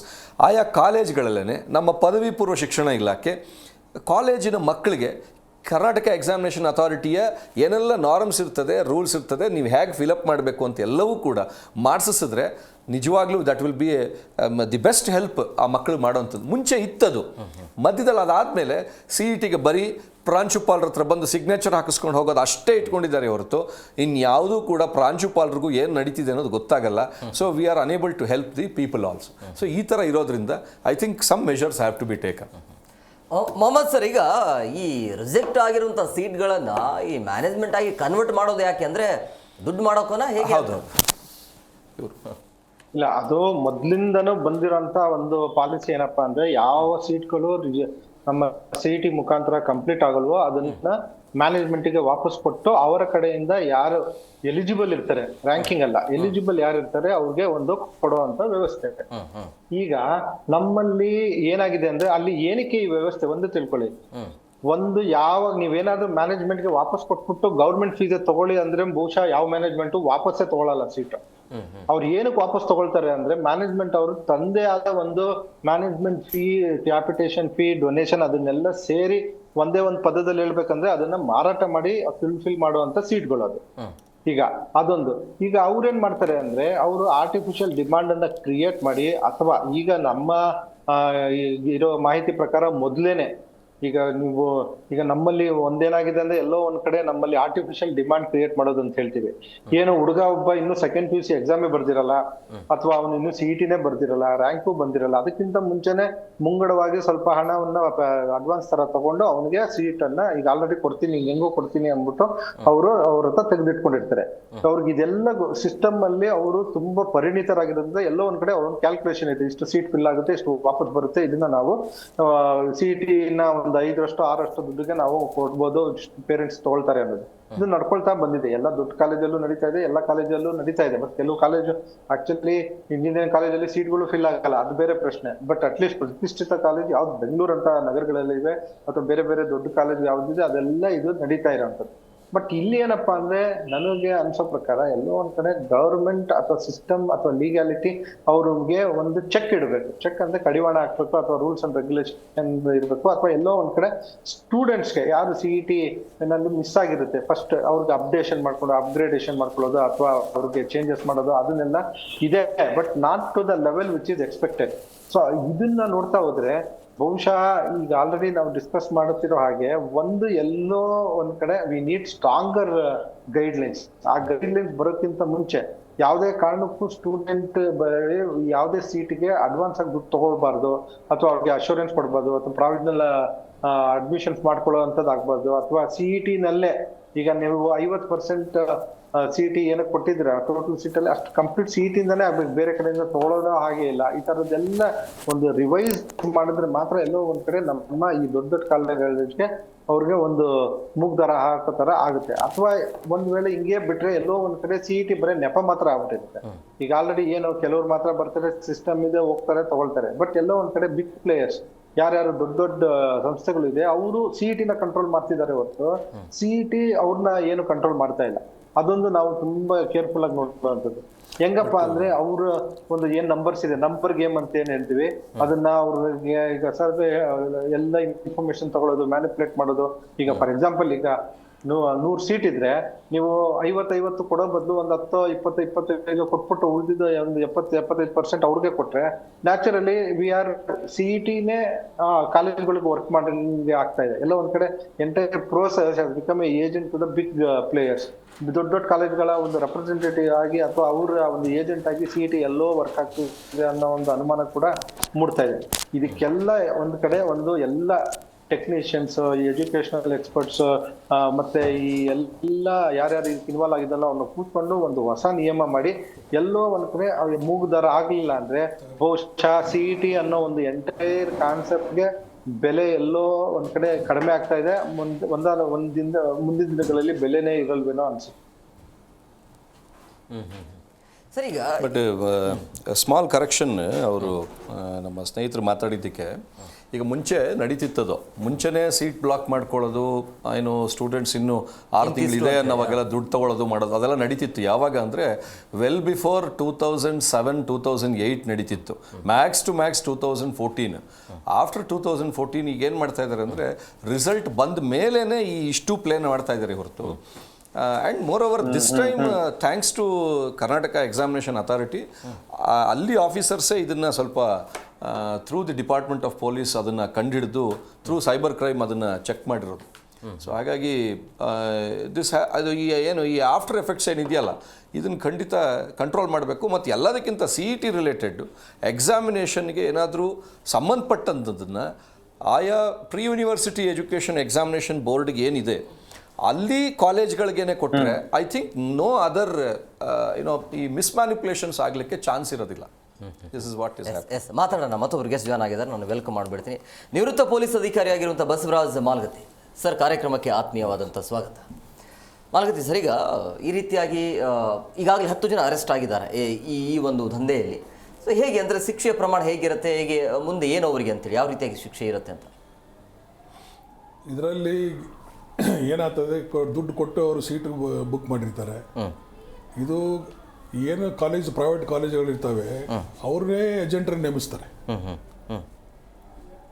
ಅವರೇ ಏಜೆಂಟ್ರನ್ನ ನೇಮಿಸಿ ನೀವು ಕರ್ಕೊಂಬನ್ನಿ, ನಿಮಗೆ ಇಷ್ಟು ಪರ್ಸೆಂಟೇಜ್ ಕೊಡ್ತೇವೆ ಅಂತೇಳಿ ಕಾಲೇಜ್ನವರೇ ಒಂದು 10-12 ಮಂದಿ ಹುಡುಗರಿಗೆ ನೇಮಿಸ್ತಾರೆ ಗ್ರೂಪ್ಗಳಿಗೆ. ಅವರು ಎಲ್ಲ ಕಾಶ್ಮೀರು ಅಲ್ಲಿ ಇಲ್ಲಿ ಎಲ್ಲಿ ಮೆಡಿಕಲ್ ಕಾಲೇಜುಗಳು ಇರೋದಿಲ್ಲ ಅವರೆಲ್ಲ ಕಡೆ ಹೋಗಿ ಬುಕ್ ಮಾಡ್ತಾರೆ, ಅಡ್ವರ್ಟೈಸ್ ಕೊಡ್ತಾರೆ, ಅವರಿಗೆ ಕಾಂಟ್ಯಾಕ್ಟ್ ಮಾಡ್ತಾರೆ. ಒಬ್ಬರು ಕ್ಯಾಂಡಿಡೇಟ್ ಸಿಕ್ಕರೆ ಅವ್ರ ಕಡೆಯಿಂದ ಅವ್ನ ಥ್ರೂ ಮತ್ತು ಬೇರೆಯವ್ರ ಹೀಗಾಗಿ ಒಂದಕ್ಕೊಂದು ಕನೆಕ್ಟಿವಿಟಿ ಮಾಡ್ಕೊಂಡು ಎಲ್ಲರೂ ಬುಕ್ ಮಾಡಲಿಕ್ಕೆ ಪ್ರಯತ್ನ ಮಾಡ್ತಾರೆ. ಅದರಲ್ಲಿ ಒಂದು ಚೀಟರ್ಸ್ ಒಂದು ಗ್ರೂಪ್ ಇರ್ತದೆ, 1-2-3 ಕಂಪ್ನಿಗಳು ಹುಟ್ಟುತ್ತವೆ ಚೀಟಿಂಗ್ ಮಾಡುವಂಥ ಕಂಪ್ನಿಗಳು. ನಾವು ನಿಮಗೆ ಸೀಟ್ ಕೊಡಿಸ್ತೇವೆ, PG ಸೀಟ್ ಕೊಡಿಸ್ತೇವೆ, MBBS ಸೀಟ್ ಕೊಡಿಸ್ತೇವೆ ಅಂತೇಳಿದು ಲಕ್ಷಗಟ್ಟಲೆ ದುಡ್ಡು ವಸೂಲು ಮಾಡ್ತಾರೆ. ಅವ್ರಿಗೆ ಭಾಳ ಕನ್ವಿನ್ಸ್ ಆಗುವಂಗೆ ಬಿಹೇವ್ ಮಾಡ್ತಾರೆ, ಅವ್ರ ಜೊತೆಗೆ ಮಾತಾಡ್ತಾರೆ. ಮತ್ತು ಯಾರ್ದು ಮೆಡಿಕಲ್ ಕಾಲೇಜಿದ್ರೆ ಯಾರು ಸಂಬಂಧಿಕರಿರ್ತಾರೆ ಆ ಸಂಬಂಧಪಟ್ಟಂಥ ಪದಾಧಿಕಾರಿಗಳಿಗೆ ಮಾತಾಡಿಸ್ತಾರೆ ಇವರು. ಅವ್ರು ಯಾರು ಇರೋದಿಲ್ಲ, ಇವ್ರ ಮಂದಿನೇ ಇರ್ತದೆ ಅಲ್ಲಿ, ಅವ್ರು ಯಾರು ಕಾಲೇಜ್ದವ್ರು ಇರೋದಿಲ್ಲ. ಇವ್ರ ಪಕ್ಕಿನೇ ಒಬ್ಬರು ಯಾವನು ಅಲ್ಲಿ ಕುತ್ಕೊಂಡು ನಾನು ಮೆಡಿಕಲ್ ಕಾಲೇಜ್ದವನು ಅದು ಇದು ಅಂತ ಹೇಳ್ತಿರ್ತಾರೆ. ಸೊ ಹೀಗಾಗಿ ಚೀಟಿಂಗ್ ಗ್ರೂಪ್ಗಳು ಅಷ್ಟೇ ಆ್ಯಕ್ಟಿವ್ ಇದ್ದಾವೆ. ಸುಮಾರು ಚೀಟಿಂಗ್ ಕೇಸ್ಗಳು ನಮ್ಮಲ್ಲಿ ದಾಖಲಾಗ್ತವೆ. ಹೆಚ್ಚಾಗಿ ಕಾಶ್ಮೀರದು, ಆಮೇಲೆ ಬಿಹಾರು, UP, ಡೆಲ್ಲಿ, ತಮಿಳ್ನಾಡಲ್ಲಿ ಭಾಳ ಮಂದಿ ಚೀಟರ್ಸ್ ಇದ್ದಾರೆ. ಅವರು ಬಂದು ಬೆಂಗಳೂರಲ್ಲಿ ಬುಕ್ ಮಾಡ್ತಾರೆ. ಬೆಂಗಳೂರಲ್ಲೇ ಮ್ಯಾಕ್ಸಿಮಮ್ ಮೆಡಿಕಲ್ ಕಾಲೇಜ್ಗಳು ಇರೋವು. ಬೆಂಗಳೂರು, ಈಗ ಆಂಧ್ರ ಆಗಿದೆ, ತೆಲಂಗಾಣ ಆಗಿದೆ, ತಮಿಳ್ನಾಡು ಆಗ್ತಾ ಇದ್ದಾವೆ. ಎಲ್ಲ ಕಡೆನೂ ಅವ್ರದ್ದು ಗ್ಯಾಂಗ್ ಇದೆ, ಎಲ್ಲ ಕಡೆನೂ ಆಪ್ರೇಟ್ ಮಾಡ್ತಾರೆ. ಅವ್ರು ಯಾರು ಗೌರ್ಮೆಂಟ್ ಸೀಟ್ಗಳಿಗೆ ಬಗ್ಗೆ ಇದು ಮಾಡೋದಿಲ್ಲ, ಎಲ್ಲ ಪ್ರೈವೇಟ್ ಕಾಲೇಜಿನವ್ರಿಗೆ ಹಿಡಿಯೋದು, ಪ್ರೈವೇಟ್ನವ್ರಿಗೆ ಬುಕ್ ಮಾಡೋದು, 1-2 ಸೀಟ್ ಕೊಡ್ಸಂಗೆ ಮಾಡೋದು, 10 ಸೀಟ್ ಚೀಟಿಂಗ್ ಮಾಡೋದು. ಅವರು ಯಾರಿಗೆ ಕೊಡಿಸಿರ್ತಾರೆ ಅವ್ರ ಕಡೆಯಿಂದ ನ್ಯೂಸ್ ಸ್ಪ್ರೆಡ್ ಮಾಡಿಸ್ತಾರೆ. ನನಗೆ ಕೊಟ್ಟರೆ ಸೀಟು ನನಗೆ ಬಂದಿದೆ ಅಂತ ಅವ್ರಿಗೆ ಕನ್ವಿನ್ಸ್ ಆಗ್ತದೆ. ನಮ್ಮವನೇ ಇಂತ ಅಲ್ಲಿ ಹೋಗಿದ್ದಾನೆ, ಸೀಟ್ ಕೊಟ್ಟಿದ್ದಾನೆ, ಅವನು ಹೇಳ್ತಾನೆ, ಅಂದಮೇಲೆ ನಮಗೂ ಸಿಗ್ತದೆ ಅಂತ ತಿಳ್ಕೊಂಡು ಪಾಪ ಅವರು 30 ಲಕ್ಷ 50 ಲಕ್ಷ PGಗಂತೂ ಈಗ ನೋಡಿ ರೇಡಿಯಾಲಜಿ ಅವೆಲ್ಲ 2-2 ಕೋಟಿ 3 ಕೋಟಿ ದುಡ್ಡು ಕಲೆಕ್ಟ್ ಮಾಡೋದು. ಇವರು ಮಕ್ಕಳು ಬರೀ ನಾವು 1 ಕೋಟಿ ಕೊಡಿಸ್ತೇವೆ, 1.5 ಕೋಟಿ ಕೊಡಿಸ್ತೇವೆ ಅಂತ ತಿಳ್ಕೊಂಡು ದುಡ್ಡು ವಸೂಲು ಮಾಡಿ ಯಾವ ಸೀಟು ಕೊಡಿಸೋದಿಲ್ಲ, ಏನು ಕೊಡೋದಿಲ್ಲ. ಅವ್ರ ಆಮೇಲೆ ಚೀಟಿಂಗ್ ಕೇಸ್ ರಿಜಿಸ್ಟರ್ ಆದರೆ ಯಾವ ಡಾಕ್ಯುಮೆಂಟ್ಸು ಇರೋದಿಲ್ಲ. ಇವೆಲ್ಲ ಅವ್ಯವಹಾರಕ್ಕೆ ಅದು ದುಡ್ಡು ಇವೆಲ್ಲ ಅವರು ದುಡ್ಡು ಕೊಡೋದು ಬ್ಲ್ಯಾಕ್ ಮನಿ ಇರ್ತದೆ, ಇವರು ಇಸ್ಕೊಳ್ಳೋದು ಬ್ಲ್ಯಾಕ್ ಮನಿ ಇರ್ತದೆ. ಯಾವುದೋ ಅಕೌಂಟಬಿಲಿಟಿ ಇರೋದಿಲ್ಲ. ಯಾವುದು ಚೆಕ್ ಕೆಲವೊಬ್ಬರು ಬುದ್ಧಿವಂತಿಕೆ ಮಾಡಿ ಚೆಕ್ ಕೊಟ್ಟಿರ್ತಾರೆ, ಆದರೆ ಚೆಕ್ ಇವರು ಇಸ್ಕೊಂಡು ಅದು ಒಂದು 5,000 ಕೊಡಿ ನಿಮಗೆ ಟ್ಯಾಕ್ಸ್ ಬರ್ತದೆ ಅದು ಇದು ಅಂತೇಳಿ ಒಂದು 5 ಲಕ್ಷವರೆಗೂ ತೊಗೋತಾರೆ. ಉಳಿದಿದ್ದೆಲ್ಲ ಬ್ಲ್ಯಾಕ್ ಮನಿನೇ ತೊಗೋತಾರೆ.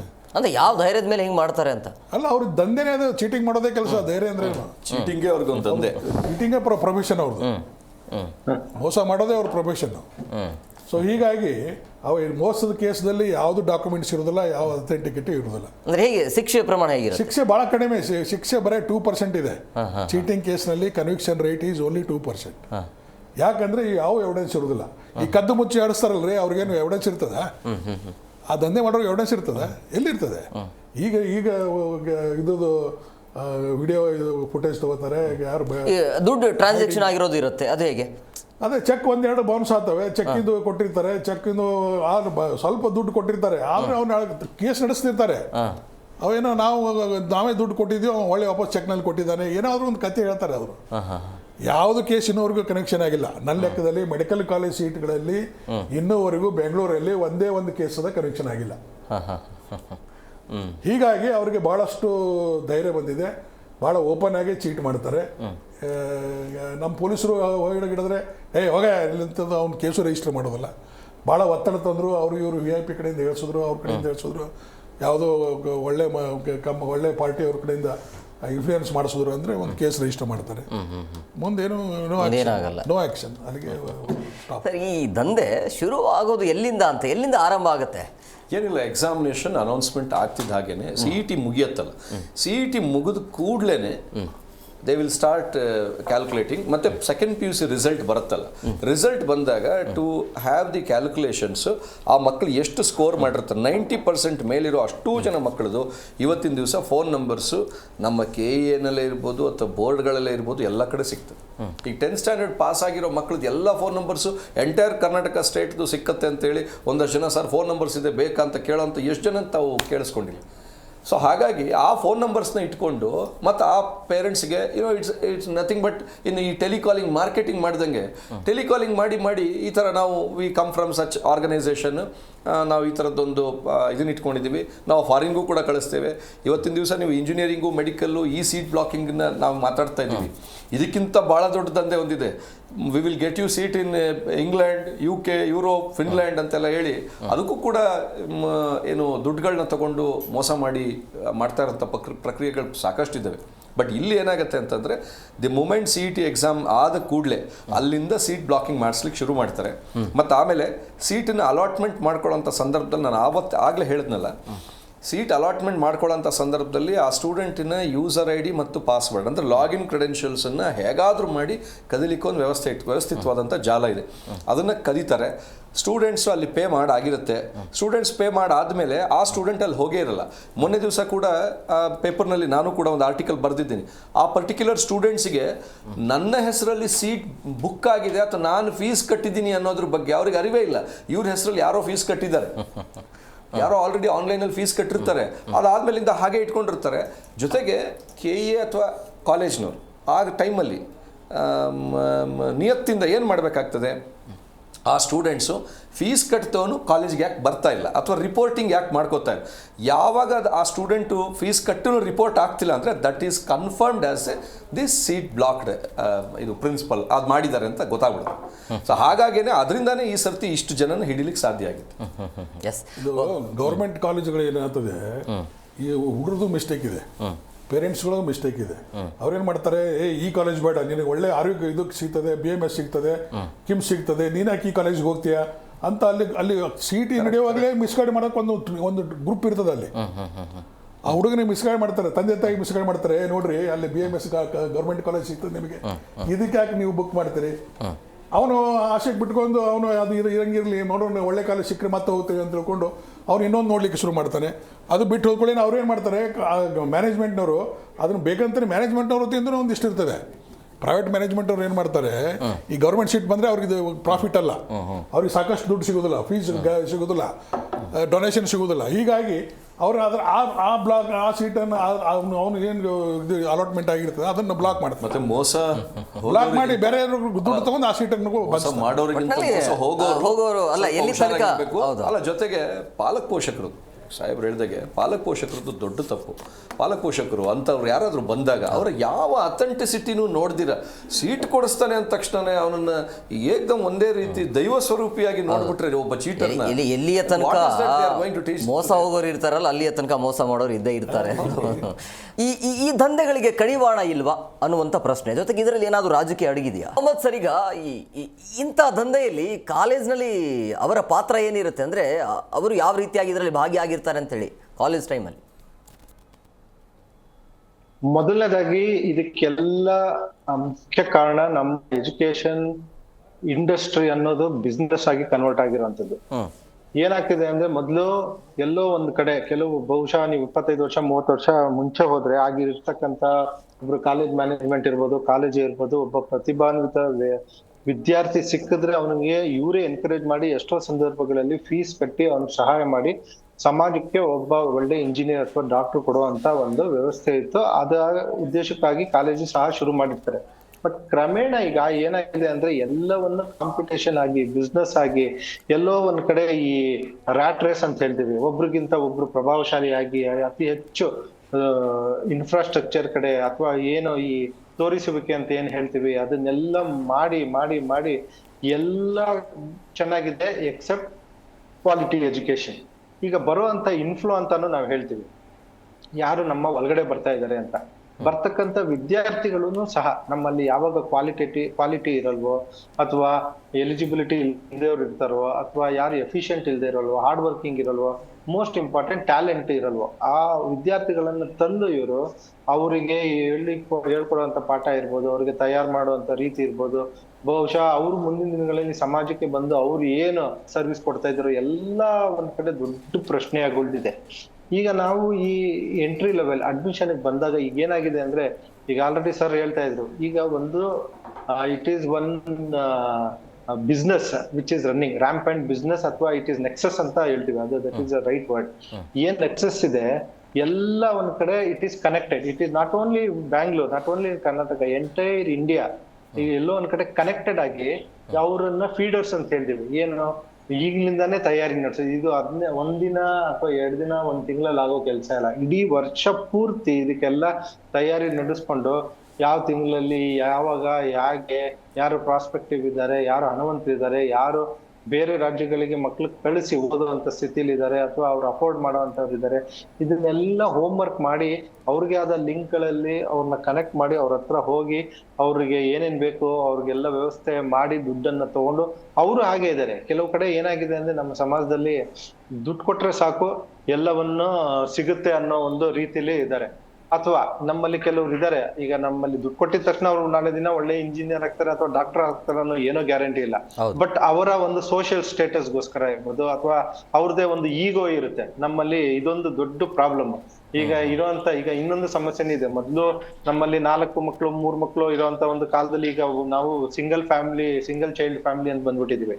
ಒಬ್ಬ ಮಗು ಮೇಲೆ ಅವ್ರಿಗೂ ಪ್ರೆಷರ್ ಹಾಕಿ, ಇಲ್ಲ ನೀನ್ ಡಾಕ್ಟರ್ ಆಗ್ಬೇಕು, ನೀನ್ ಇಂಜಿನಿಯರೇ ಆಗ್ಬೇಕು ಅನ್ನೋದು ಆ ಹುಡುಗನಿಗೆ ಇಷ್ಟ ಇದೆ ಅಲ್ವೋ ಯಾರು ಕೇಳೇ ಇರಲ್ಲ. ಇವರೇ ಹೋಗಿ ಅವನಿಗೆ ಅದನ್ನ ತಳ್ಳಿ ದುಡ್ಡು ಕೊಟ್ಟು ಅವನಿಗೆ ಸೇರ್ಸಿ ಇವರೇ ಒಂದು ಕಡೆ ಅವನ ಈ ಹೆಂಗೆ ಅಂದ್ರೆ ಹಾಲು, ಈ ವೈದ್ಯ ಹೇಳಿದ್ದು ಹಾಲು ಅನ್ನ ರೋಗಿ ಬಯಸಿದ್ದು ಹಾಲು ಅನ್ನೋ ತರ ಈ ಮ್ಯಾನೇಜ್ಮೆಂಟ್ ಅವ್ರಿಗೂ ಅಂತವ್ರೆ ಬೇಕಾಗಿರ್ತಾರೆ, ಕೇಳಿದಷ್ಟು ದುಡ್ಡು ಕೊಡೋ ಅಂತವ್ರು ಅಥವಾ ಅವರ ಒಂದು ವ್ಯವಸ್ಥೆಗೆ ವ್ಯವಸ್ಥಿತವಾಗಿ ಬರುವಂತವ್ರು. ಇದನ್ನೆಲ್ಲ ನೋಡಿದ್ರೆ ಎಲ್ಲೋ ಒಂದ್ ಕಡೆ ಅನ್ಯಾಯ ಆಗ್ತಾ ಇರೋದು ನಮ್ಮ ಬಡ ಮಕ್ಕಳಿಗೆ. ಅದು ಒಬ್ಬ ಟ್ಯಾಲೆಂಟೆಡ್ ವಿದ್ಯಾರ್ಥಿಗಳಿಗೆ ಯಾರು ಯೋಗ್ಯತೆ ಇದೆಯೋ ಅವ್ರಿಗೆ ಎಲ್ಲೋ ಒಂದ್ ಕಡೆ ನಾವು ಅವ್ರನ್ನ ವಂಚನೆ ಮಾಡ್ತಾ ಇದೀವೇನೋ ಅಥವಾ ಎಲ್ಲೋ ಒಂದ್ ಕಡೆ ಅವ್ರಿಗೆ ಅವಕಾಶಗಳ ಕುಂಠಿತ ಆಗ್ತಿದೆ ಏನೋ ಅನ್ನೋ ಒಂದು ದೊಡ್ಡ ಪ್ರಶ್ನೆ ಉದ್ಭವ ಆಗಿದೆ. ಇದಕ್ಕೆ ಉತ್ತರ ಪ್ರತಿಯೊಬ್ರು ನಮ್ಮಲ್ಲಿ ಎಲ್ಲೋ ಒಂದ್ ಕಡೆ ಯಾವಾಗ ಸಮಾಜಕ್ಕೆ ನಾವು ಒಳ್ಳೆ ಇಂಜಿನಿಯರ್ಸ್ ಮೆಡಿಕಲ್ ಯಾವುದೇ ಒಬ್ಬ ವ್ಯಕ್ತಿನ ಕೊಡ್ಲಿಲ್ವೋ ಆಗ ಆ ಜವಾಬ್ದಾರಿ ಕೂಡ ನಾವೇ ತಗೋಬೇಕಾಗುತ್ತೆ. ಇದ್ರ ಬಗ್ಗೆ ನಾವು ಆದಷ್ಟು ಬೇಗ ಗಮನ ಹರಿಸ್ಬೇಕು. ಎಸ್, ಓಕೆ ಬಸವರಾಜ್ ಸರ್, ಈಗ ಈ ಅರೆಸ್ಟ್ ಆಗಿರುವಂಥ 10 ಜನರ ಪೈಕಿ ಅದರಲ್ಲಿ ಒಂದು 3-4 ಜನ ಮಧ್ಯವರ್ತಿಗಳು ಇದ್ದಾರೆ ಅನ್ನೋದು ಗೊತ್ತಾಗ್ತಾ ಇದೆ. ಅಂದರೆ ಮಧ್ಯವರ್ತಿಗಳು ಯಾರು? ಒಂದು ರಾಜಕೀಯ ಹಿಮ್ಮಾಲಕರ ಅಥವಾ? ಈಗ ಪ್ರೈವೇಟ್ ಮೆಡಿಕಲ್ ಕಾಲೇಜುಗಳು ಎಲ್ಲ ನಿಮಗೆ ಗೊತ್ತಿದೆ, ಎಲ್ಲ ಸರ್ಕಾರಿ ರಾಜಕೀಯ ವ್ಯಕ್ತಿಗಳದ್ದೇ ಮೆಡಿಕಲ್ ಕಾಲೇಜ್ ಇದ್ದಾವೆ. ಹೌದು, ಏನೋ 1-2 ಸಂಸ್ಥೆಗಳದ್ದು ಇರ್ಬೋದು, ಅದು ಬಿಟ್ಟರೆ ಉಳಿದೆಲ್ಲನೂ ಮೆಡಿಕಲ್ ಕಾಲೇಜೇ. ಈ JSS ವೀರೇಂದ್ರ ಹೆಗಡೆ ಅವ್ರದ್ದು ಅಥವಾ ಈ ಸುತ್ತೂರು ಸ್ವಾಮಿಗಳದ್ದು ಅದಂತಲ್ಲಿ ಬಿಟ್ಟರೆ ಉಳಿದೆಲ್ಲ ಕಾಲೇಜುಗಳು ಎಲ್ಲ ರಾಜಕೀಯ ವ್ಯಕ್ತಿಗಳದೇ ನಡೆಸುವಂಥ ಮೆಡಿಕಲ್ ಕಾಲೇಜುಗಳು. ಸೊ ಹೀಗಾಗಿ ಎಲ್ಲ ಕಾಂಟ್ಯಾಕ್ಟ್ ಇದ್ದೇ ಇರ್ತದೆ. ಇವ್ರು ಏನು ಮಾಡ್ತಾರೆ, ಮೇನ್ ಏಜೆಂಟ್ರು ಎಲ್ಲಿ ಸೀಟಿನೇ ಬುಕ್ ಮಾಡಿಬಿಡ್ತಾರೆ. ಸೀಟಲ್ಲಿರುವಂಥ ಸ್ಟಾಪ್ಗಳೇನಿರ್ತದೆ, ಲೋಯರ್ ಲೆವೆಲ್ ಸ್ಟಾಪ್, ಯಾವ್ಯಾವ ವೇಕೆನ್ಸಿ ಎಲ್ಲೆಲ್ಲಿದ್ದಾವೆ, ಯಾರು ಬಂದಿಲ್ಲ, ಯಾರು ಅಲರ್ಟ್ ಆಗಿತ್ತು, ಯಾರು ಆಬ್ಸೆಂಟ್ ಇದ್ದಾರೆ, ಯಾರು ಬಂದಿಲ್ಲ ಅಂಥವೆಲ್ಲ ಲಿಸ್ಟ್ ತಗೋತಾರೆ. ಲಿಸ್ಟ್ ತೊಗೊಂಡು ಆ ಕಾಲೇಜಿಗೆ ಹೋಗಿ ನಿಮಗೆ ಇಂಥ ಸ್ಟೂಡೆಂಟ್ ಇದೊಂದು ಖಾಲಿ ಇದೆ ನಿಮ್ಮಲ್ಲಿ, ನಾವು ನೀವು ಕೂಡ ಸೀಟ್ ಕೊಡಿಸ್ತೇವೆ ಅಂತ ಹೇಳಿದ್ರೆ ಅವ್ರಿಗೆ ಬುಕ್ ಮಾಡಿ ಅಲ್ಲಿಂದ ಬೇರೆಯವ್ರಿಗೆ ಬುಕ್ ಮಾಡ್ಲಿಕ್ಕೆ ಪ್ರಯತ್ನ ಮಾಡ್ತಾರೆ. ಅಷ್ಟೊತ್ತಿಗೆ ಕಾಲೇಜ್ದವರು ಏನು ಮಾಡ್ತಾರೆ, ಅವ್ರಿಗೆ ಇವ್ರಿಗಿಂತ ಹೆಚ್ಚಿಗೆ ಡೊನೇಷನ್ ಅವ್ರು ಕೊಟ್ಟರೆ ಅವ್ರಿಗೆ ಅಲಾಟ್ ಮಾಡಿಬಿಡ್ತಾರೆ. ಈ ನಡುವೆ ಏಜೆಂಟ್ರು ಏನಿರ್ತಾರೆ, ಇವ್ರು ಬರೋಕ್ಕಿಂತ ಮೊದಲು ಅವನಿಗೆ ಯಾವನೋ ಡೈರೆಕ್ಟಾಗಿ ಅಪ್ರೋಚ್ ಆದ್ನಂದರೆ ಈಗ ಏನಿರ್ತದೆ, ಈ ಹಾಸ್ಪಿಟಲ್ ನಡೆಸೋರು, ಪ್ರೈವೇಟ್ ಹಾಸ್ಪಿಟಲ್ ನಡೆಸೋರು ಸ್ವಂತ ಹಾಸ್ಪಿಟಲ್ ನಡೆಸ್ತಿರ್ತಾರೆ, ಸ್ವಂತ ಇನ್ವೆಸ್ಟ್ ಮಾಡಿರ್ತಾರೆ, ಕೋಟಿಗಟ್ಟಲೆ ಇನ್ವೆಸ್ಟ್ ಮಾಡಿ ಹಾಸ್ಪಿಟಲ್ ನಡೆಸ್ತಿರ್ತಾರೆ. ಅವರೆಲ್ಲ ಫ್ಯಾಮಿಲಿ ಮೆಂಬರ್ಸು, ಮಗ, ಸೊಸೆ, ನಾದ್ನಿ ಎಲ್ಲರೂ ಫ್ಯಾಮಿಲಿ ಮೆಂಬರೇ ಎಲ್ಲರೂ ಡಾಕ್ಟರ್ ಇರ್ತಾರೆ. ಅದಕ್ಕೆ ಅಟ್ ಎನಿ ಕಾಸ್ಟ್ ಅವ ಬುದ್ಧಿವಂತ ಇರಲಿ ದಡ್ಡನೇ ಇರಲಿ ಅವ್ನಿಗೆ ಹೇಗಾದ್ರೂ ಮಾಡಿ ಮೆಡಿಕಲ್ ಕಾಲೇಜ್ ಹಾಕಬೇಕಾಗಿರ್ತದೆ, ಅವ್ನು ಡಿಗ್ರಿ ಬೇಕಾಗಿರ್ತದೆ. ಯಾಕಂದರೆ ಈ ಹಾಸ್ಪಿಟಲ್ ಮುಂದೆ ನಡೆಸ್ಬೇಕಲ್ಲ, ಹಾಸ್ಪಿಟ್ಲ್ ನಡೆಸಲಿಕ್ಕೆ ಒಂದು ಅವಶ್ಯಕತೆ ಇದೆ. ಸೊ ಹೀಗಾಗಿ ಅವ್ನಿಗೆ ಇಂಟ್ರೆಸ್ಟ್ ಇರಲಿ ಬಿಡಲಿ, ಅವನಿಗೆ ಮೆಡಿಕಲ್ ಕಾಲೇಜ್ ಎಷ್ಟೇ ಕೋಟಿ ಆಫರ್ ಮಾಡಿದ್ರು ಅವ್ರಿಗೆ ಸೀಟ್ ಕೊಡಿಸೋವಂಥ ತಾಕತ್ತು ಇರ್ತದೆ, ದುಡ್ಡು ಇರ್ತದೆ. ಸೊ ಹೀಗಾಗಿ ಅಂಥವ್ರು ಈಸಿಯಾಗಿ ಬುಕ್ ಮಾಡಿ ಸೀಟ್ ತೊಗೋತಾರೆ. ಅವ್ರಿಗೆ ಚೀಟ್ ಆಗೋದಿಲ್ಲ. ಇದು ಚೀಟ್ ಆಗೋದು ಯಾರಿಗೆ? ಹಳ್ಳಿ ಜನರಿಗೆ. ಹಳ್ಳಿಯಿಂದ ಏನು ಬಂದಿರ್ತಾರೆ, ಕಷ್ಟಪಟ್ಟು ದುಡಿದವರು, ಕಷ್ಟಪಟ್ಟು ಇದು ರಿಟೈರ್ಡ್ ಆದವರು, ದುಡ್ಡು ಇಟ್ಕೊಂಡವರು, ಎಕ್ಸ್ ಸರ್ವಿಸ್ ಮ್ಯಾನ್ಗಳು, ಅವ್ರು ಪೆನ್ಷನ್ ಬಂದಿದ್ದು ಅಂಥ ದುಡ್ಡುಗಳನ್ನು ತೊಗೊಂಡೋಗಿ ಮಗನಿಗೆ ಏನಾದರೂ ಮಾಡಿ ಓದಿಸ್ಬೇಕಪ್ಪ ಅನ್ನೋದು ಆಸೆಯಿಂದ ಈ ಸೀಟ್ ಕೊಡಿಸ್ಲಿಕ್ಕೆ ಪ್ರಯತ್ನ ಮಾಡ್ತಾರೆ. ಅಂಥದ್ರಲ್ಲಿ ಅವರೇ ಮೋಸ ಹೋಗೋದು. ದೊಡ್ಡ ದೊಡ್ಡ ಶ್ರೀಮಂತರು ಯಾರೂ ಮೋಸ ಹೋಗೋದಿಲ್ಲ. ಅವ್ರಿಗೆಲ್ಲ ಗೊತ್ತಿರ್ತದೆ ರಿಯಲ್ ಏಜೆಂಟ್ಸ್ ಯಾರು ಹಿಡ್ಕೊಂಡ್ರೆ ಸೀಟ್ ಸಿಗ್ತದೆ ಅನ್ನೋದು. ಅವರೆಲ್ಲ ಈ ಏಜೆಂಟ್ಗಳಿಗೆ ಥ್ರೂ ಹೋಗೋದಿಲ್ಲ, ಡೈರೆಕ್ಟಾಗಿ ಇದಕ್ಕೆ ಅವ್ರಿಗೆ ಡೀಲ್ ಮಾಡ್ತಾರೆ. ಈ ಪಾಪಿಗಳು ಅಂತಂದರೆ ಪಾಪದ ಜನ, ಮಧ್ಯವರ್ತಿ, ಮಧ್ಯಮ ವರ್ಗದ ಜನವೇ ಲಾಸ್ ಆಗೋದು. ಭಾಳ ಅವ್ರಿಗೆ ತಿಳುವಳಿಕೆ ಇರೋದಿಲ್ಲ. ಒಟ್ಟು ಮಗ ಡಾಕ್ಟ್ರ್ ಆಗಬೇಕು ಅನ್ನೋ ಆಸೆ ಇರ್ತದೆ. ಹೀಗಾಗಿ ಎಷ್ಟು ಸಾಲ ಸೂಲ ಮಾಡಿ ಇದ್ದಿದ್ದು ಆಸ್ತಿ ಎಲ್ಲ ಮಾರಿ ದುಡ್ಡು ಕೊಟ್ಟಿರ್ತವೆ, ಕೊನೆಗೆ ಕಷ್ಟಪಡ್ತವೆ, ನಮ್ಮಲ್ಲಿ ಬರ್ತಾರೆ, ಏನೆಲ್ಲ ಅಳ್ತಾರೆ, ಎಲ್ಲ ಸಂಕಟ ಹೇಳ್ತಾರೆ, ರಿಜಿಸ್ಟರ್ ಮಾಡ್ತೇವೆ, ಅರೆಸ್ಟ್ ಮಾಡ್ತೇವೆ, ಬಟ್ ದುಡ್ಡು ಸಿಗೋದಿಲ್ಲ. ದುಡ್ಡೇ ಸಿಗೋದಿಲ್ಲ. ರಿಕವರಿ ಆದ್ರೆ ತಾನೇ ಸಿಗೋದು. ಅವೆಲ್ಲ ಹಂಚ್ಕೊಂಡಿರ್ತಾರೆ. ಅವರೆಲ್ಲ ಒಂದು 15-20 ಜನ ಕಮಿಟಿ ಮೆಂಬರ್ಸ್ ಇರ್ತಾರೆ, ಅವರೆಲ್ಲ ಚೀಟರ್ಸು, ಅವರೆಲ್ಲ ಹಂಚ್ಕೊಂಡಿರ್ತಾರೆ. ಏನು ಅವ್ರ ಹೆಸರಲ್ಲಿ ಯಾವುದು ಆಸ್ತಿನೂ ಇರೋದಿಲ್ಲ. ಲ್ಯಾಂಡೆಡ್ ಪ್ರಾಪರ್ಟಿ ಇದ್ದರೆ ಸೀಸ್ ಮಾಡ್ಬೋದು, ಯಾವುದು ಲ್ಯಾಂಡ್ ಪ್ರಾಪರ್ಟಿ ಇರೋದಿಲ್ಲ, ಯಾವುದು ಮೂಯಬಲ್ ಪ್ರಾಪರ್ಟಿ ಇರೋದಿಲ್ಲ, ಯಾವುದು ಕ್ಯಾಶ್ ಸಿಗೋದಿಲ್ಲ. ಗೊತ್ತಿರ್ತದೆ ಅವ್ರಿಗೆ, ದೇ ಆರ್ ಪ್ರೊಫೆಷನಲ್ ಚೀಟರ್ಸು. ಸೊ ಹೀಗಾಗಿ 10 ಪೈಸಾ ತಮ್ಮ ಹೆಸರಲ್ಲೇ ಆಸ್ತಿ ಮಾಡಿಕೊಳ್ಳೋದಿಲ್ಲ, ಅವ್ರ ದುಡ್ಡು 10 ಪೈಸಾ ಇಟ್ಕೊಳ್ಳೋದಿಲ್ಲ. ಸೊ ಪೊಲೀಸರು ಬಂದರೂ ಏನೂ ಸಿಗೋದಿಲ್ಲ. ನಾವೇನು ಸರ್ಚ್ ಮಾಡೋದು ಬರೀ ಅರೆಸ್ಟ್ ಮಾಡಬೇಕು, ಒಳಗಾಗಬೇಕು. ಇಲ್ಲ ಸರ್ ನಾವು ಅವ್ರಿಗೆ ಕೊಟ್ಟಿವಿ, ಇವ್ರಿಗೆ ಕೊಟ್ಟಿವಿ, ಅವ್ನಿಗೆ ಕೊಟ್ಟಿವಿ, ಆ ಬೋರ್ಡಿಗೆ ಈ ಬೋರ್ಡಿಗೆ ಆ ಚೇರ್ಮನ್ಗೆ ಕೊಟ್ಟಿವಿ, ಈ ಡೈರೆಕ್ಟರ್ ಕೊಟ್ಟಿವಿ ಅದನ್ನ ಹೇಳ್ತಾರೆ. ಯಾವ ಡೈರೆಕ್ಟರ್ ಅದು ಯಾರು ಗೊತ್ತಿಲ್ಲ ಸರ್, ಡೈರೆಕ್ಟರ್ ಅಂತಂದ್ರು ನಮಗೆ ಗೊತ್ತಿಲ್ಲ, ಇಂಥ ಕೊಟ್ಟಿವಿ. ಯಾವುದೋ ಕಲ್ಲಪ್ಪ ಮಲ್ಲಪ್ಪನ ಹೆಸರು ಹೇಳ್ತಾರೆ, ಅವು ಸಿಗೋದಿಲ್ಲ, ಸರಿಯಾದ ಅಡ್ರೆಸ್ ಇರೋದಿಲ್ಲ. ಸೊ ಹೀಗಾಗಿ ಪೊಲೀಸರನ್ನು ಚೀಟ್ ಮಾಡ್ತಾರೆ, ಅವ್ರಿಗೆ ಚೀಟ್ ಮಾಡ್ತಾರೆ, ಎಲ್ಲರನ್ನೂ ಚೀಟ್ ಮಾಡಿ ಅವ್ರು ಮಾತ್ರ ಆರಾಮಾಗಿರ್ತಾರೆ. ಸೊ ಈ ಥರ ಗ್ಯಾಂಗ್ಗಳು ಯಾಕೆ ಹಿಂಗೆ ನಡೀತದೆ ಅಂತಂದರೆ, ಈ ಜನ ನೀವು ಹೇಳಿದ್ರಲ್ಲ ಆಗಲೇ, ಎಲ್ಲಿವರೆಗೆ ಮೋಸ ಹೋಗೋ ಜನ ಸಿಗ್ತಾರೆ, ಅವರು ಮಾಡ್ತಾ ಇರೋದೇ ಆದಂತೆ ಎಂದೂ ಸ್ಟಾಪ್ ಆಗೋದಿಲ್ಲ. ಏನೋ ಪಾಪ ಮಕ್ಕಳ ಆಸೆ ಸಲುವಾಗಿ, ಮಕ್ಕಳಿಗೆ ಒಳ್ಳೆ ಭವಿಷ್ಯ ಸಲುವಾಗಿ ಓದಿಸ್ಬೇಕಂತನೋ ಇದನ್ನೇ ಚಿಂತನೆಯಿಂದ ಮಾಡಿದ್ರೆ ಪಾಪ ಮೋಸ ಹೋಗ್ತಾರೆ. ಈ ಥರ ಭಾಳಷ್ಟು ಕೇಸ್ಗಳಾಗಿದ್ದಾವೆ. ನಮ್ಮಲ್ಲಿ ಬರೋದು ಬರೀ 50% ಮಾತ್ರ ರಿಜಿಸ್ಟರ್ ಆಗೋದು, 50% ಪೊಲೀಸ್ ಸ್ಟೇಷನ್ ಬರೋದೇ ಇಲ್ಲ. ಅವ್ರಿಗೆ ಇಲ್ಲ, ನಮ್ಮರೂ ಬೇಗ ಹೋದ್ಕೊಳ್ಳಿ ತಕ್ಷಣ ರಿಜಿಸ್ಟರ್ ಮಾಡೋದಿಲ್ಲ. ಇದು ಅಲ್ಲೇ ಬರ್ತದೆ, ಅಲ್ಲಿ ಹೋಗಿ ಇಲ್ಲಿ ಹೋಗು ಅಲ್ಲಿ ಹೋಗು ಅಂತ 20 ಜಾಗಕ್ಕೆ ಟೆನ್ಷನ್ ಎಲ್ಲ ತಿರುಗಾಡಬೇಕಲ್ಲ. ಅಲ್ಲಿ ತಿರುಗಾಡ ಕೊನೆಗೆ ಬೇಜಾರಾಗಿ ಬಿಟ್ಟುಬಿಡ್ತಾನೆ. ಯಾರೋ ಒಬ್ರು ಯಾರು VIP-ಗಳು ಫೋನ್ ಮಾಡಿದ್ರೆ ಇದು ಮಾಡಿದ್ರೆ, ಅವರು ಮೇಲಿನ ಆಫೀಸರ್ ಥ್ರೂ ಬಂದರೆ, ಕಮಿಷನರು DG ಕಡೆಯಿಂದ ಬಂದರೆ ಅವಾಗ ಕೇಸ್ ರಿಜಿಸ್ಟರ್ ಮಾಡ್ತಾರೆ. ಅಥವಾ ಯಾರು ರಾಜಕಾರಣಿಗಳು ಮಂತ್ರಿಗಳ ಕಡೆಯಿಂದ ಬಂದರೆ ಅವಾಗ ಕೇಸ್ ರಿಜಿಸ್ಟರ್ ಮಾಡ್ತಾರೆ. ಇಲ್ಲ ಅವ್ರು ಮಾಡೋದೇ ಇಲ್ಲ, ಕೇಸ ಮಾಡೋದಿಲ್ಲ. ನಮ್ಮಲ್ಲಿ ಹಂಗೆ ಇದು ಇದೆ, ಸಿಸ್ಟಮ್ ಇದೆ, ಮಾಡೋದೇ ಇಲ್ಲ. ಅವು ಯಾವ ಪಾಪದ್ದಿರ್ತಾವೆ ಹಾಗೆ ತಿರುಗಿ ಸೀದಾ ಹೋಗಿ ಮುನ್ಕೋಬೇಕು, ಮನೆಯಾಗ ಹೋಗಿ ಅಷ್ಟೇ. ದುಡ್ಡು ಕಳ್ಕೊತವೆ, ಸೀಟು ಸಿಗೋದಿಲ್ಲ, ನ್ಯಾಯನೂ ಸಿಗೋದಿಲ್ಲ, ಯಾರೂ ಹೆಲ್ಪ್ ಮಾಡ್ಲಿಕ್ಕೆ ಹೋಗೋದಿಲ್ಲ. ಅವ್ರಿಗೆ ದೊಡ್ಡವ್ರ ಹತ್ರ ಹೋಗೋ ಶಕ್ತಿನೂ ಇರೋದಿಲ್ಲ. ನಮ್ಮವರು ಮೇನ್ ಪೊಲೀಸರು ಏನು ಮಾಡ್ಬೇಕಂದ್ರೆ, ಯಾರು ನಿರ್ಗತಿಕರಿದ್ದಾರೆ, ಯಾರಿಗೂ ಅವ್ರಿಗೆ ಬ್ಯಾಕ್ಗ್ರೌಂಡ್ ಇರೋದಿಲ್ಲ, ಅಂಥವ್ರಿಗೆ ಸಹಾಯ ಮಾಡ್ಬೇಕು ನಾವು. ಆದ್ರೆ ಮಾಡೋದಿಲ್ಲ. ಏನು ಮಾಡೋದು, ಪರಿಸ್ಥಿತಿ ಹಾಗಿದೆ, ವ್ಯವಸ್ಥೆ ಹಂಗೆ ಹಾಳಾಗಿದೆ. ಬಡವತೆ ಮಾನವೀಯತೆ ಅನ್ನೋದು ನಮ್ಮ ಪೊಲೀಸಲ್ಲೂ ಇಲ್ಲ. ಭಾಳಷ್ಟು ಎಲ್ಲ ಕಳ್ಕೊಂಡ್ಬಿಟ್ರು, ಬರೀ ದುಡ್ಡಿಗೆ ನಿಂತಿದ್ದಾರೆ. ದುಡ್ಡು ಕೊಟ್ಟು ಬರ್ತಾರೆ, ದುಡ್ಡು ಬಳ್ಕೊಳ್ಳಿಕ್ಕೆ ಯಾವ ದುಡ್ಡು ಕೊಡ್ತಾನೆ ಅವ್ನು ಕೇಸ್ ರಿಜಿಸ್ಟರ್ ಮಾಡ್ತಾನೆ, ಕೊಡದಿದ್ರೆ ಹೋಗಿ ನಡಿ ಅಂತ. ಎಲ್ಲಿ ಬೆಲೆ ಇದೆ ಮಾನವೀಯತೆಯ, ಮನುಷ್ಯತ್ವ? ಎಲ್ಲಿ ಮನುಷ್ಯತ್ವನೂ ಇಲ್ಲ, ಮಾನವೀಯತೆಯೂ ಇಲ್ಲ. ಮೊಹಮ್ಮದ್ ಸರ್, ಈಗ ಈ ಶಿಕ್ಷಣ ಇಲಾಖೆಗೆ ಯಾವುದೇ ಮಾಹಿತಿ ಇರೋದಿಲ್ವಾ ಈ ರೀತಿಯಾಗಿ ದಂಧೆ ಆಗ್ತಾ ಇದ್ರು ಕೂಡ? ಯಾಕೆ ಶಿಕ್ಷಣ ಇಲಾಖೆ ಪ್ರಾಮಾಣಿಕವಾಗಿ ರ್ಯಾಂಕ್ ಪಡೆದಿರುವಂಥ ಅಭ್ಯರ್ಥಿಗಳಿಗೋ ಅಥವಾ ವಿದ್ಯಾರ್ಥಿಗಳಿಗೆ ಯಾಕೆ ಸೀಟ್ ಕೊಡ್ತಾ ಇಲ್ಲ ಅಂತ?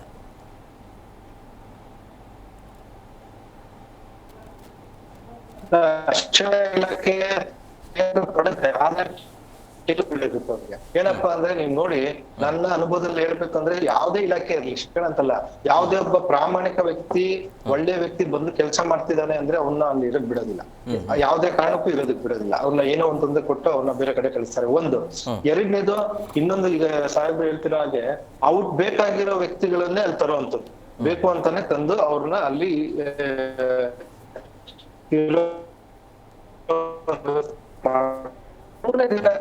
ಶಿಕ್ಷಣ ಇಲಾಖೆ ಮೊಹಮ್ಮದ್ ಸರ್ ಈಗ ವಾಯ್ಸ್ ಬ್ರೇಕ್ ಆಗ್ತಿದೆ, ನೆಟ್ವರ್ಕ್ ಇಲ್ಲ ಅನ್ಸುತ್ತೆ. ಫೀಸ್ ಬರ್ಲಿಲ್ಲ ಅಂದ್ರೆ ಇವರು ಸರಿ ಕೇಳಿಸ್ತಾ ಇದೆ, ವಾಯ್ಸ್ ಬ್ರೇಕ್ ಆಗ್ತಾ ಇದೆ, ಏನು ಕೇಳಿಸ್ತಾ ಇಲ್ಲ. ಹೌದಾ? ಎಸ್ ಸರ್ ಕಂಟಿನ್ಯೂ ಮಾಡಿ. ಈಗ ಕೇಳಿಸ್ತಾ ಇದೆಯಾ? ಓಕೆ. Okay sir.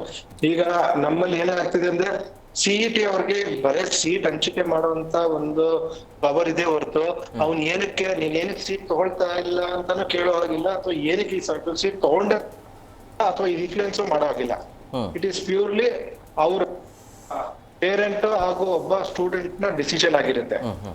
ಈ ತರ ಒಂದು ಲಿಮಿಟೇಷನ್ ಅಲ್ಲಿ ಅವರು ಒಂದು ಚೌಕಟ್ಟಿನ ಒಳಗಡೆ ಕೆಲಸ ಮಾಡ್ಬೇಕು. ಒಂದು.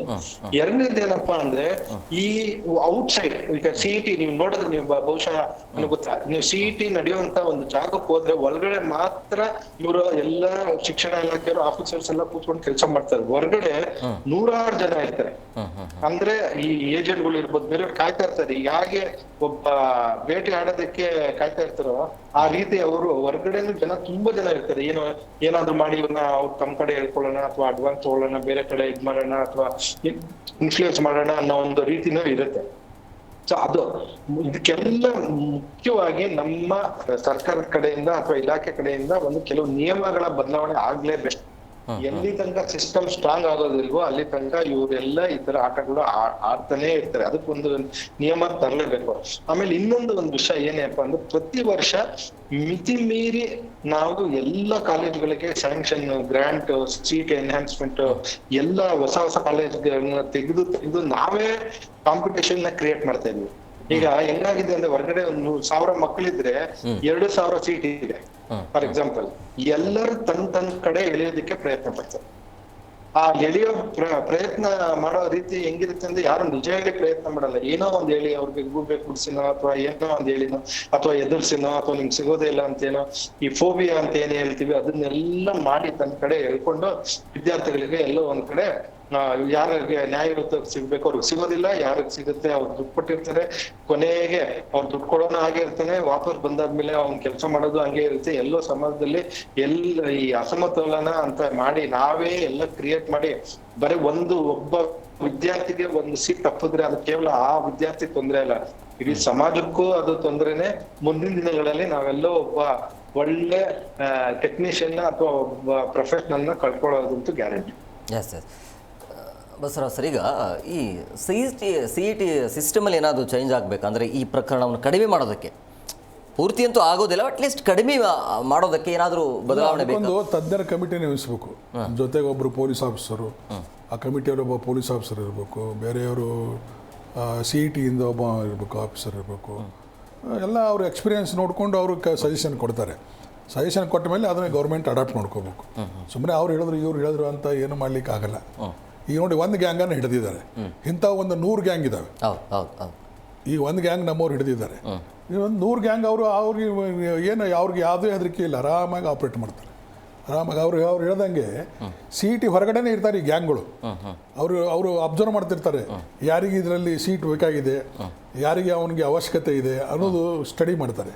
ಅವರೇ ಮಾಹಿತಿ ಕೊಡೋದು, ಅವ್ರ ಗ್ಯಾಂಗ್ನವರೇ ಮಾಹಿತಿ ಕೊಡೋದು. ನೀವು ಅವ್ರಿಗೆ ಹೋಗಿ ಭೇಟಿಯಾಗಿ, ಅಲ್ಲೊಂದು ರೆಡ್ ಶರ್ಟ್ ಹಾಕಿ ಅಲ್ಲ, ಅವ್ನಿಗೆ ಹೋಗಿ ಭೇಟಿಯಾಗಿ, ಅವರು ಭಾಳ ಇನ್ಫ್ಲೂಯೆನ್ಷಿಯಲ್ ಮನುಷ್ಯ, ಅವ್ನು ನಿಮ್ಗೆ ಏನಾದರೂ ಕೊಡಿಸೋ ವ್ಯವಸ್ಥೆ ಮಾಡ್ತಾನೆ.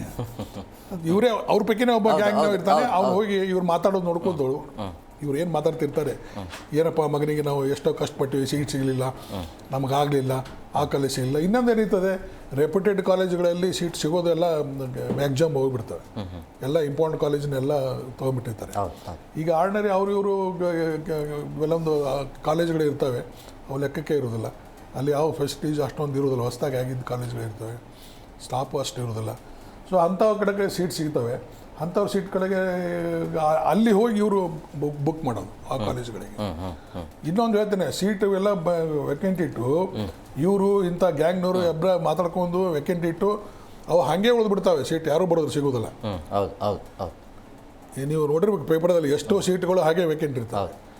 ಯಾಕಂದರೆ ಇವರು ನೀವು ಡೈರೆಕ್ಟಾಗಿ ಕೇಳಲಿಕ್ಕೆ ಹೋರಿ ಪೇರೆಂಟ್ಸ್ಗಳು, ನಮ್ಮಲ್ಲೆಲ್ಲ ಎಲ್ಲ ಫುಲ್ ಆಗಿದ್ದಾವೆ ಸೀಟ್ ಅಂತ ಹೇಳ್ಬಿಡ್ತಾರೆ. ನಾವು ಇಲ್ರಿ ನಾವು ಡೊನೇಷನ್ ಕೊಡ್ತೀವಿ ಅಂದರೆ ಇಲ್ಲ, ಏನಿಲ್ಲ, ನೀವು 15 ದಿವಸ ಮುಂಚೆನೇ ಬರಬೇಕಿತ್ತು, 1 ತಿಂಗಳು ಮುಂಚೆನೇ ಬರಬೇಕಿತ್ತು, 2 ತಿಂಗಳು ಮುಂಚೆನೇ ಬುಕ್ ಮಾಡಿದ್ದಾರೆ ಅವರು, ನೀವು ಈಗ ಬಂದಿರಿ ಹಾಗೆ ಈಗ ಅಂತ ಏನಾರು ಒಂದು ಸಬ್ಬು ಬೇಡಿ ಕಳಿಸ್ತಾರೆ. ಆಮೇಲೆ ಅವರಲ್ಲೇ ಒಬ್ಬ ಏಜೆಂಟ್ ಇರ್ತಾನೆ, ಅವ್ನು ಹಿಡ್ಕೊಂಡ್ರು ಅವ್ನು ಕಮಿಷನ್ ಕೊಟ್ಟು ಇವ್ರಿಗೆ ಕಮಿಷನ್ ಕೊಟ್ಟು ಅದು ಮಾಡಿದ್ರೆ ಅವ ಸೀಟ್ ಕೊಡಿಸೋ ವ್ಯವಸ್ಥೆ ಮಾಡ್ತಾನೆ. ಆ ಸಲುವಾಗಿನೇ ಒಂದು 8 ಸೀಟ್ ಇಟ್ಟಿರ್ತಾರೆ ಇವರು ಪ್ರೈವೇಟ್ ಎಲ್ಲ ಕಾಲೇಜಿನವರು. ಈ ಥರ ದುಡ್ಡು ಹೊಡಿಲಿಕ್ಕೇ ಪ್ರೈವೇಟ್ ಕಾಲೇಜಿನ ಸೀಟ್ ಇಟ್ಟಿರ್ತಾರೆ. ಅದರಲ್ಲೇ ಇರ್ತದೆ ಒಬ್ಬ ಚೇರ್ಮನ್ನು, ಒಂದು 10-12 ಮಂದಿ ಡೈರೆಕ್ಟರ್ಗಳು. ಆ ಡೈರೆಕ್ಟರ್ಗಳು ಎಲ್ಲ ಸೀಟ್ ಹಂಚ್ಕೊಂಡಿರ್ತಾರೆ, 2-2, 3-3, 5-5, 10-10 ಸೀಟ್ ಒಬ್ಬೊಬ್ಬರು ಹಂಚ್ಕೊಂಡಿರ್ತಾರೆ. ಯಾಕಂದರೆ ಡೈರೆಕ್ಟ್ಗಳು ಪ್ರೈವೇಟ್ ಕಾಲೇಜ್ ಮತ್ತು ಅವರು ಎಲೆಕ್ಷನ್ ಖರ್ಚು ಮಾಡಿ ಆರಿಸಿ ಬಂದಿರ್ತಾರೆ, ಈ ದುಡ್ಡು ಹೊಡ್ಯಾಕೆ ಬಂದಿರೋದು ಅವರು ಎಲ್ಲ. ಇದನ್ನು ಮಾಡಲಿಕ್ಕೇ ಅವರು ಎಲೆಕ್ಟ್ ಆಗಿ ಬಂದಿರ್ತಾರೆ. ಅವರು ಒಂದಿಷ್ಟು ಸೀಟ್ಗಳು ಅವ್ರ ಪರವಾಗಿ 5 ಸೀಟ್ ಇವ ಕೊಟ್ಟಿರ್ತಾನೆ, 5 ಸೀಟ್ ಮತ್ತೊಬ್ಬ ಡೈರೆಕ್ಟ್ರಿಗೆ, ಯಾವ ಸೆಕ್ರೆಟ್ರಿ ಇರ್ತಾನೆ ಅವ್ಗೆ 10 ಸೀಟು, ಚೇರ್ಮನ್ಗೆ ಅವ್ಗೆ 15 ಸೀಟು, ಹೀಗೆ ಸೀಟ್ಗಳು ಹಂಚ್ಕೊಂಡು ಮಾಡಿರ್ತಾರೆ. ಇವರು ದುಡ್ಡಿನ ಆಸೆಗೆ ಹೆಚ್ಚಿಗೆ ದುಡ್ಡು ಬರ್ತದೆ ಅಂತ ಸೀಟ್ಗಳು ಹಾಗೆ ಇಟ್ಟಿರ್ತಾರೆ. ಯಾರು ಬರಲಿಲ್ಲ ಅಂದ್ರೆ ಅವ್ರು ಸೀಟ್ ಹಂಗೆ ಉಳಿತಾರೆ. ಈಗ ನೋಡಿ ಕೆಲವೊಮ್ಮೆ ನೋಡಿ 1200 ಸೀಟ್ಗಳು ಖಾಲಿ ಅಂತ ಬರ್ತದೆ ಒಮ್ಮೆ ಎಲ್ಲ ಮುಗಿದ. ಈಗ ಸದ್ಯಕ್ಕೆ ಇರೋದು 2,500 ಸರ್. ಈಗ ನೋಡಿ 2,500 ಸೀಟ್. ಅದು ಹಿಂಗೆ ಮಾಡಿದ್ದೇವು.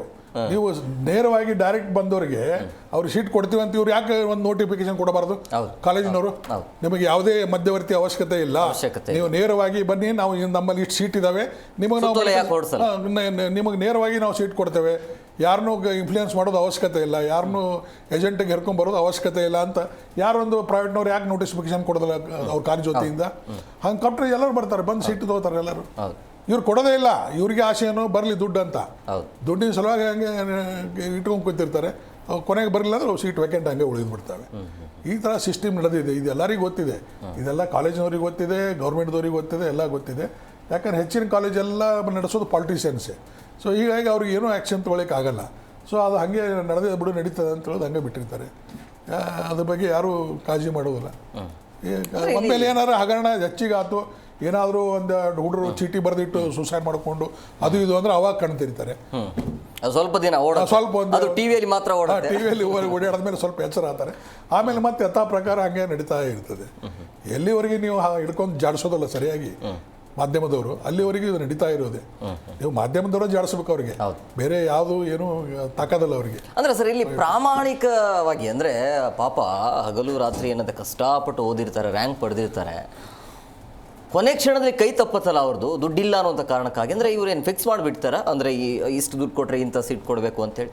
ಹೌದು, ಖಂಡಿತ ಒಂದೊಂದು ರೇಟ್ ಅದಾವೆ. ಒಂದೊಂದು ಇದಕ್ಕೆ ಒಂದೊಂದು ಸೀಟಿಗೆ ಇಷ್ಟಿಷ್ಟು ರೇಟ್ ಅಂತಿದ್ದಾವೆ. ಆ ಪಿ ಜಿಗಳಿಗೆ ಇಂತಿಷ್ಟು ರೇಟ್ ಅಂತಿದ್ದಾವೆ. ಪಿ ಜಿಗಳಿಗೆ ಭಾಳ ಕಾಸ್ಟ್ಲಿ. ಅದ್ರಾಗ NRI ದವರಿಗೆ ಅವ್ರಿಗೊಂದು ರೇಟ್ ಬೇರೆ, ಅದು ಡಬಲ್ ರೇಟ್ ಫಿಕ್ಸ್ ಇರ್ತದೆ NRI ದವರಿಗೆ. ಸೊ ಎಲ್ಲ ರೇಟಿಗೂ ಫಿಕ್ಸ್ ಇದ್ದಾವೆ, ಅದು ಎಲ್ಲರಿಗೂ ಗೊತ್ತಿದೆ. ಎಲ್ಲ ಇವ್ರಿಗೆ ಎಜುಕೇಷನ್ ಮಿನಿಸ್ಟ್ರಿಗೆ ಗೊತ್ತಿದೆ, ಇವರಿಗೆ ಗೊತ್ತಿದೆ, ಎಲ್ಲರಿಗೂ ಗೊತ್ತಿದೆ.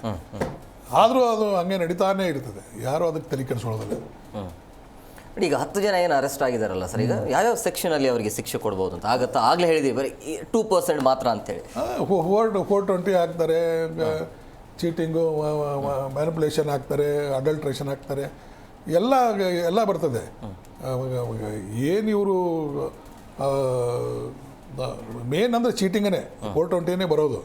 ಯಾಕಂದರೆ ಉದ್ದೇಶನೇ ಅದೇ ಇರ್ತದೆ, ಮೋಸ ಮಾಡೋ ಉದ್ದೇಶದಿಂದನೇ ದುಡ್ಡು ತೊಗೊಂಡಿರ್ತಾರೆ, ಸೀಟ್ ಕೊಡಿಸ್ತೀವಿ ಅಂತ ಕೊಡಿಸೋದಿಲ್ಲ. So it amounts to cheating only.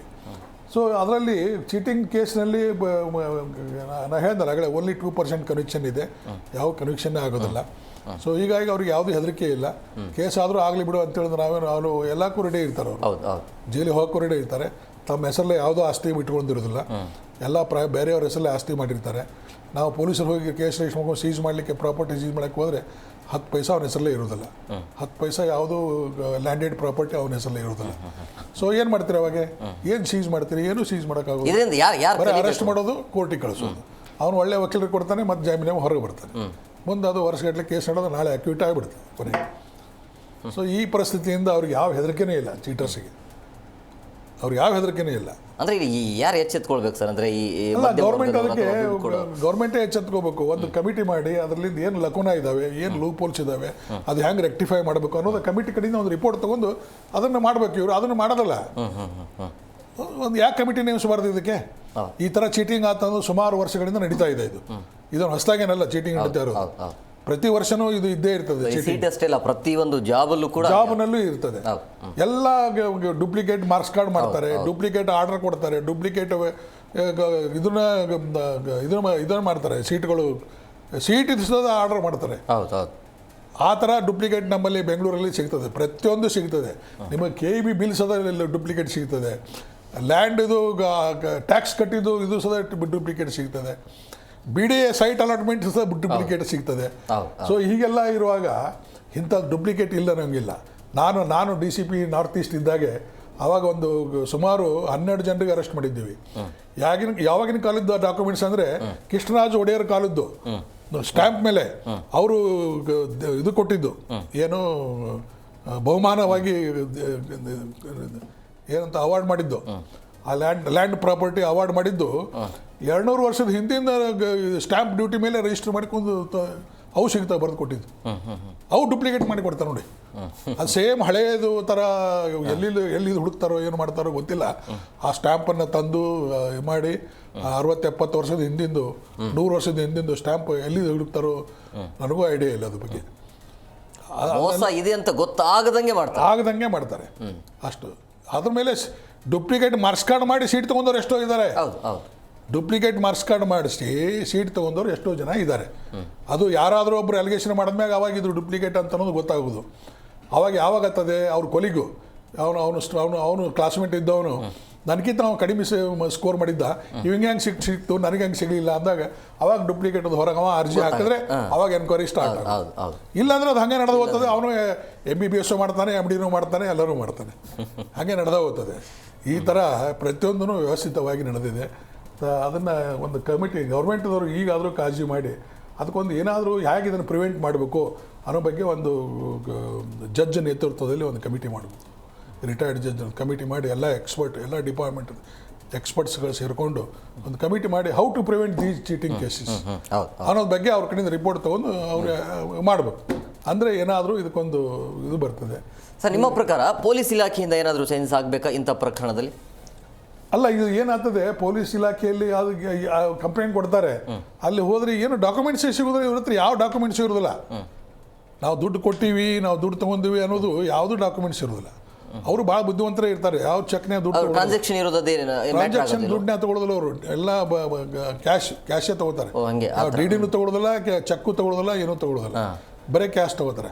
ಕೆಲವೊಬ್ರು ಬಂಡ್ರು ಇರ್ತಾರೆ, ಅವರು ಚೆಕ್ಕು DD ತಗೋತಾರೆ. ಆದ್ರೆ ಅವರು ಅದಕ್ಕೊಂದು ಏನಾದರೂ ಕತೆ ಹೇಳ್ತಾರೆ. ನಾನು ಅದಕ್ಕೆ ಕೊಟ್ಟಿದ್ದೆ, ಇದು ಕೊಟ್ಟಿದ್ದೆ, ಬಿಸ್ನೆಸ್ ಸಲುವಾಗಿ ಇಸ್ಕೊಂಡಿದ್ದ, ಅದಕ್ಕೆ ಇಸ್ಕೊಂಡಿದ್ದ, ನನ್ನ ಕಡೆಯಿಂದ ಸಾಲ ಇಸ್ಕೊಂಡಿದ್ದ, ಅದಕ್ಕೆ ಕೊಟ್ಟಿದ್ದೆ ನಾವು ಚೆಕ್ DD ಅಂತ ಅದಕ್ಕೊಂದು ಕತೆ ಕಟ್ತಾರೆ. ಸೊ ಏನಾದರೂ ಅದು ಪ್ರೂವ್ ಮಾಡೋದು ಭಾರಿ ಕಷ್ಟ ಆಗ್ತದೆ. ಯಾಕಂದರೆ ನಮಗೆ ಮೇನ್ ಆಗಿ ಡಾಕ್ಯುಮೆಂಟ್ಸ್ ಇರೋದಿಲ್ಲ. ಬ್ಲ್ಯಾಕ್ ಆ್ಯಂಡ್ ವೈಟ್ ಡಾಕ್ಯುಮೆಂಟ್ಸ್ ಇದ್ದನ್ನೇ ಚೀಟಿಂಗ್ ಕೇಸ್ನಲ್ಲಿ ಕನ್ವಿಕ್ಷನ್ ಆಗೋದು. ಅಮೌಂಟ್ ರಿಕವರಿ ಆಗಲ್ಲ. ಅದು ಅಮೌಂಟ್ ಇರುವುದಿಲ್ಲ. ನೀವು ಎಲ್ಲಿ ಕೊಟ್ಟಿರೋರಿಗೆ ಮನೆಗೆ ಸರ್ಚ್ ಮಾಡಿದ್ರೆ ಮನೆಯಲ್ಲಿ 10 ಪೈಸೆ ಸಿಗೋದಿಲ್ಲ. ಯಾಕಂದ್ರೆ ಅವ್ರು ಪ್ರೊಫೆಷನಲ್ಸ್ ಇರ್ತಾರೆ, ಎಲ್ಲ ಗೊತ್ತಿದೆ. ಕೇಸ್ ಆದರೆ ಪೊಲೀಸರು ಬಂದು ಮನೆ ಸರ್ಚ್ ಮಾಡ್ತಾರೆ, ಒಂದು ಆಫೀಸ್ ಸರ್ಚ್ ಮಾಡ್ತಾರೆ, ಅವ್ರ ಮೇಲೆ ಏನು ಪ್ರಾಪರ್ಟಿ ಇದೆ, ಅವ್ರ ಬ್ಯಾಂಕ್ ಬುಕ್ಕನ್ನು ಸೀಜ್ ಮಾಡ್ತಾರೆ, ಅವ್ರದ್ದು ಟ್ರಾನ್ಸಾಕ್ಷನ್ ಏನಿದೆ ಪ್ರೈವೇಟ್ ಬ್ಯಾಂಕ್ನಲ್ಲಿದ್ದರೂ ಅದನ್ನು ಸೀಜ್ ಮಾಡ್ತಾರೆ. ಸೊ ಇವೆಲ್ಲ ಮಾಡೋದ್ರಿಂದ ಎಲ್ಲ ನಾಲೆಜ್ ಇರ್ತದೆ. ಅದಕ್ಕೆ ಅವರು ತಮ್ಮ ಹೆಸರಲ್ಲಿ 10 ಪೈಸೆ ಇಡೋದಿಲ್ಲ, ಬೇರೆಯವ್ರ ಹೆಸರಲ್ಲೇ ಬೇರೆಯವ್ರ ಹೆಸರು ಮುಟ್ಟಕ್ಕಾಗಲ್ಲ. ಅದು ಹೆಂಗೆ ತೊಗೋತೀರಿ ನೀವು? ಬೇರೆಯವ್ರ ಹೆಸರಲ್ಲಿ ಇದ್ದಿದ್ದು ಬೇರೆಯವ್ರ ಹೆಸರಲ್ಲಿ ಹೆಂಗೆ ತೊಗೋತೀರಿ? ಪೇರೆಂಟ್ಸ್ ಬರುತ್ತಲ್ಲ, ಪೇರೆಂಟ್ಸ್ ಅವರು ಅರ್ನಿಂಗ್ ತೋರಿಸ್ತಾರೆ. ಅವ್ರಿಗೆ ಅದಕ್ಕೆ ಇನ್ಕಮ್ ಟ್ಯಾಕ್ಸ್ ಕಟ್ಟಿರ್ತಾರೆ. ನಮ್ಮದು ವರ್ಷಕ್ಕೆ ಅರ್ನಿಂಗ್ ಇಷ್ಟಿದೆ, ಈ ಥರ ನಾವು ಇದನ್ನು ಮಾಡ್ತೀವಿ, ಈ ದಂಧೆ ಮಾಡ್ತೀವಿ ಅಂತ ತಿಳ್ಕೊಂಡು ಅವ್ರು ಇನ್ಕಮ್ ಟ್ಯಾಕ್ಸ್ ಕಟ್ಟಿರ್ತಾರೆ. ನೋಡ್ರಿ ನಾವೆಲ್ಲ ವರ್ಷ ಟ್ಯಾಕ್ಸ್ ಕಟ್ತೀವಿ, ಇದು ನಮ್ಮ ಅಮೌಂಟು ಅಂತ ಹೇಳ್ತಾರೆ ಪೇರೆಂಟ್ಸ್ ಹೆಸರು ಅವ್ರದ್ದು ಹಂಗೆ ಸೀಜ್ ಮಾಡಕ್ಕೆ ಬರ್ತದೆ. ಅವ್ರ ಸಂಬಂಧಿಕರು ಗೊತ್ತಾದ, ಯಾವುದೇ ಇವನು ಫ್ರೆಂಡ್ಸ್ ಇರ್ತಾರೆ, ಯಾರು ಕ್ಲೋಸ್ ಕಾಂಟ್ಯಾಕ್ಟ್ ಫ್ರೆಂಡ್ಸ್ ಇರ್ತಾರೆ ಅಂಥವ್ರ ಹೆಸರಲ್ಲೇ ಪ್ರಾಪರ್ಟಿ ಮಾಡ್ತಾರೆ. ಯಾರಿಗೆ ಅವ್ರ ಮೇಲೆ ವಿಶ್ವಾಸ ಇರ್ತದೆ ಅಂಥವ್ರನ್ನ ಬಳಸ್ಕೋತಾರೆ. ಈ ಹಾದಿ ಬೀದಿ ಹೋಗೋರ ಹೆಸರಲ್ಲೇ ಮಾಡೋದಲ್ಲ. ಸಂಬಂಧಿಕರಿಗೆ ಗೊತ್ತಿರ್ತದೆ, ಹೆಂಡತಿ ಹೆಸರಲ್ಲೇ ಮಾಡಿದ್ರೆ ಹೆಂಡತಿದು ಎಲ್ಲ ಸೀಜ್ ಮಾಡ್ತಾರೆ ಅನ್ನೋದು ಗೊತ್ತಿರ್ತದೆ, ಪೊಲೀಸೆಲ್ಲ ಬಿಡೋದಿಲ್ಲ ಅಂತ. ಕೊನೆಗೆ ಇವನಿಗೂ ಸಿಗೋದಿಲ್ಲಲ್ಲ ಅದು. ಯಾರಿಗೆ? ಇವನಿಗೆ ಯಾರ್ದು ಹೆಸರ ಮೇಲೆ ಮಾಡಿರ್ತಾರೆ, ಆತ ವಾಪಸ್ ತಿರುಗಿ ಬಿದ್ರೆ ಅಲ್ಲ ಅದು ಅವನು ನೀ ಅರ್ಧ ತಗೋ ನಾ ಅರ್ಧ ತಗೋ ಕೊನೆಗೆ ಹಿಂಗೆ ವ್ಯವಸ್ಥೆ ಮಾಡ್ತಾರೆ. ಹಂಗೆ ಸೊ ಇವರು ಹಂಗೆ ಸರಳ ಇರೋದಿಲ್ಲ.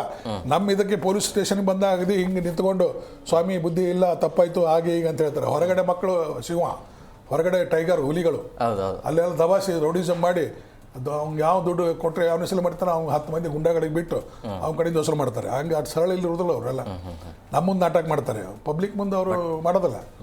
ಬಟ್ ಇದರಿಂದ ಏನು ಅಂದ್ರೆ ರಿಸಲ್ಟ್ ಝೀರೋ, ಒಟ್ಟಿನಲ್ಲಿ ಏನು ಆಗೋದಿಲ್ಲ, ಏನೂ ಆಗೋದಿಲ್ಲ. ಸೊ ಯಾರೆಲ್ಲ ಅದಕ್ಕೆ ಜನನೇ ಎಚ್ಚೆತ್ಕೋಬೇಕು, ಜನ ಎಚ್ಚೆತ್ಕೊಳ್ಬೇಕು. ಯಾರ್ದ ಮಾತಿಗೆ ಆಸೆ ಬಿಡಬಾರ್ದು.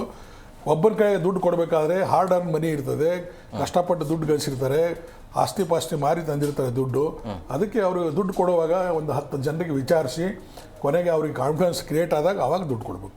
ಸುಮ್ಮನೆ ಹೋಗಿ ಸೀಟ್ ಕೊಡ್ತಾನೆ ಅಂದ್ಕೊಳ್ಳೇನೆ ನಾವು ಅವ್ನು ಕೊಡ್ತೀನಿ ಇವ್ನು ಕೊಡ್ತೀನಿ ಅಂತ ಒಂದು 10 ಇವು ತೋರಿಸ್ತಾರೆ ಅವರು. ಫೋಟೋಗಳು ಎಲ್ಲ ಮಾಡಿದ್ದು ದೊಡ್ಡ ವ್ಯಕ್ತಿಗಳು ನೋಡಿ. ಅವರು ಇವ್ರು ಯಾವಾಗಲೂ ಮುಖ್ಯಮಂತ್ರಿ ಜೊತೆಗೆ, ಶಿಕ್ಷಣ ಮಂತ್ರಿ ಜೊತೆಗೆ, ಅವ್ರ ಜೊತೆಗೆ ನಿಂತ್ಕೊಂಡು ಸೈಡ್ ಫೋಟೋ ತಗೊಂಡಿರ್ತಾರೆ. ಅವೆಲ್ಲ ಫೋಟೋ ಆಲ್ಬಮ್ನಲ್ಲಿ ಹಾಕಿರ್ತಾರೆ ದೊಡ್ಡ ಮಾಡಿ. ಆ ಮಂತ್ರಿಗೂ ಯಾರಿಗೂ ಅಂತ ಗೊತ್ತಿರೋದಿಲ್ಲ. ಸುಮ್ಮನೆ ಹೋಗಿ ನಿಂತ್ಕೊಳ್ಳೋದು, ಸರ್ ಸ್ವಾಮಿ ಬುದ್ಧಿ ಅಂತ ಹೇಳೋದು, ಹೋಗಿ ಒಂದು ಶಾಲು ಹಾರ ಹಾಕ್ತಾರೆ. ಅವರು ಯಾರು ಬಂದಾರ ಅಂತ ಸುಮ್ಮನೆ ಹಾಕ್ಸೋತಾರೆ. ಹಾಕ್ಸ್ ಪಕ್ಕದಲ್ಲಿ ಒಂದು ನಿಂತ್ಕೊಂಡು ಫೋಟೋ ತಗೊಂಡು. ಅಂದ್ರೆ ಈಗ ದುಡ್ಡು ಆತನ ಮೇಲೆ ಸಾಬೀತಾಯ್ತು ಅಂತಂದ್ರೆ, ಈ ಕೇಸ್ ಆತ ತಗೊಂಡಿದ್ದಾನೆ ಸಾಬೀತಾಗೋದೇ ಇಲ್ಲಲ್ಲ. ಅಂದ್ರೆ ಯಾವ್ದು ಡಾಕ್ಯುಮೆಂಟ್ಸ್ ಸಿಗೋದಿಲ್ಲ, ಏನೂ ಸಿಗೋದಿಲ್ಲ ನಿಮಗೆ. ಭಾಳ ರೇರು ಸಾಬೀತಾಗೋದು, ಭಾಳ ರೇರು. ಯಾವಾಗ ಈ ಡಿ ಕೊಟ್ಟವ್ರಿಗೆ ಅಂದ್ರೆ ಅಭ್ಯರ್ಥಿಗಳಿಗೆ ತಗೊಂಡಿದ್ದಂದ್ರೆ ಅಂಥದ್ರಲ್ಲಿ ಸ್ವಲ್ಪ 50% ಚಾನ್ಸಸ್ ಇದೆ. ಅಲ್ಲ, ದುಡ್ಡು ಕೊಟ್ಟಿರುವಂತವ್ರಿಗೆ ಏನಾದ್ರು ಎಫೆಕ್ಟ್ ಆಗುತ್ತೆ ಹೇಗೆ ಅಂತ? ದುಡ್ಡು ಕೊಟ್ಟವ್ರಿಗೆ ಯಾಕೆ ಎಫೆಕ್ಟ್ ಆಗ್ತದೆ? ಅಲ್ಲ, ಕೇಸ್ ಮುಂದುವರಿಯುತ್ತಲ್ಲ, ಸೊ ಹಂಗಾಗಿ ಇವರಿಗೂ ಅಂತೂ ಇವನ್ ಕೈಯಲ್ಲಂತೂ ಏನು ಸಿಗೋದಿಲ್ಲ. ಬಟ್ ಆತನ ಮೇಲೆ ಏನಾದ್ರು ಮುಂದೆ ಶಿಕ್ಷಣಕ್ಕೆ ಅದೇ ಅವ್ನಿಗೇನಾಗೋದಿಲ್ಲ, ಇಬ್ಬರಿಗೇನಾಗೋದಿಲ್ಲ. ಆರೋಪಿಗೆ ಯಾವಾಗ ಅವನು ಚೆಕ್ನಿಂದ ದುಡ್ಡು ತೊಗೊಂಡಿರ್ತಾನೆ, ಡಿಡಿಯಿಂದ ದುಡ್ಡು ತೊಗೊಂಡಿರ್ತಾನೆ, ಅವನಿಗೆ ಒಂದು 50% ಕನ್ವಿಕ್ಷನ್ ಆಗುವಂಥ ಚಾನ್ಸಸ್ ಇರ್ತವೆ. ಉಳಿದಿದ್ದಲ್ಲ, ಯಾಕಂದ್ರೆ ಭ್ರಷ್ಟಾಚಾರ ಮಾಡೋದಕ್ಕೆ ಇವನೇ ಪಾತ್ರಧಾರಿ ಆಗ್ತಾನಲ್ಲ, ಅದಕ್ಕೆ ಹಂಗೆ ಕೇಳಿದೆ ಸರ್. ಅಲ್ಲ, ಹಂಗೇನು ಭ್ರಷ್ಟಾಚಾರ ಅಂತ ಹೇಳೋದಿಲ್ಲ. ನಾವು ಸೀಟ್ಸ್ ಎಲ್ಲ ಕೊಟ್ಟಿವ್ರಿ ಅಂತ ಹೇಳ್ತಾರೆ, ಅವಂಗೆಲ್ಲಿ ಇದು ಸೀಟ್ ಕೊಡಿಸ್ತೀವಿ ಅಂತ ತಿಳ್ಕೊಂಡಾರ ಅಂತ ಹೇಳ್ತಾರೆ. ಭ್ರಷ್ಟಾಚಾರಿ ಪ್ರಶ್ನೆಯಲ್ಲಿ ಬರ್ತದೆ. ನಮಗೆ ಮೆಡಿಕಲ್ ಸೀಟ್ ಕೊಡ್ತೀವಂತ ಆಸೆಯಿಂದ ನಾವು ದುಡ್ಡು ನಾವು ಹೊಲ ಮನೆ ಮಾರಿ ಕೊಟ್ಟಿವ್ರಿ ಅಂತ. ಸೀಟಿನ ಸಲುವಾಗಿ ನಾವು ಕೊಟ್ಟಿದ್ದೀವಿ ಅಂತ ಹೇಳ್ತಾರೆ. ಅದಕ್ಕೆ ಹೆಂಗೆ ನೀವು ಭ್ರಷ್ಟಾಚಾರ ಅಂತೀರಿ ಅಲ್ವಾ? ನಾನು ಇಸ್ಕೊಂಡೇನ್ರಿ ಅವ್ರಿಗೆ ಅಲ್ಲಿ ಪ್ರೈವೇಟ್ ಮೆಡಿಕಲ್ ಕಾಲೇಜು ಮತ್ತು ಅವ್ರು ಡೊನೇಷನ್ ತೊಗೊಳ್ಳಾರ್ದು ಸೀಟ್ ಕೊಡೋದಿಲ್ಲ. ಅವ್ರ ಸಲುವಾಗಿ ನಾನು ಇಸ್ಕೊಂಡು ಅಲ್ಲಿ ಕೊಟ್ಟಿನಿ ಅಂತ ಇವ ಹೇಳ್ತಾನೆ. ಅಲ್ಲಿ ಹೋದರೆ ಅವ್ನು ಯಾರು ಗೊತ್ತಿಲ್ಲ ನಮಗೆ ಅಂತ ಅವ್ರು ಹೇಳ್ತಾರೆ. ಒಟ್ಟಿನಲ್ಲಿ ಇದಕ್ಕೆ ಲಾಭ ಆಗ್ತಾ ಇರೋದು ಮಧ್ಯವರ್ತಿಗಳಿಗೆ. Thank you sir, thank you very much ಇಷ್ಟೊಂದು ಕಾರ್ಯಕ್ರಮಕ್ಕೆ ಜಾಯ್ನ್ ಆಗಿದ್ದಕ್ಕೆ.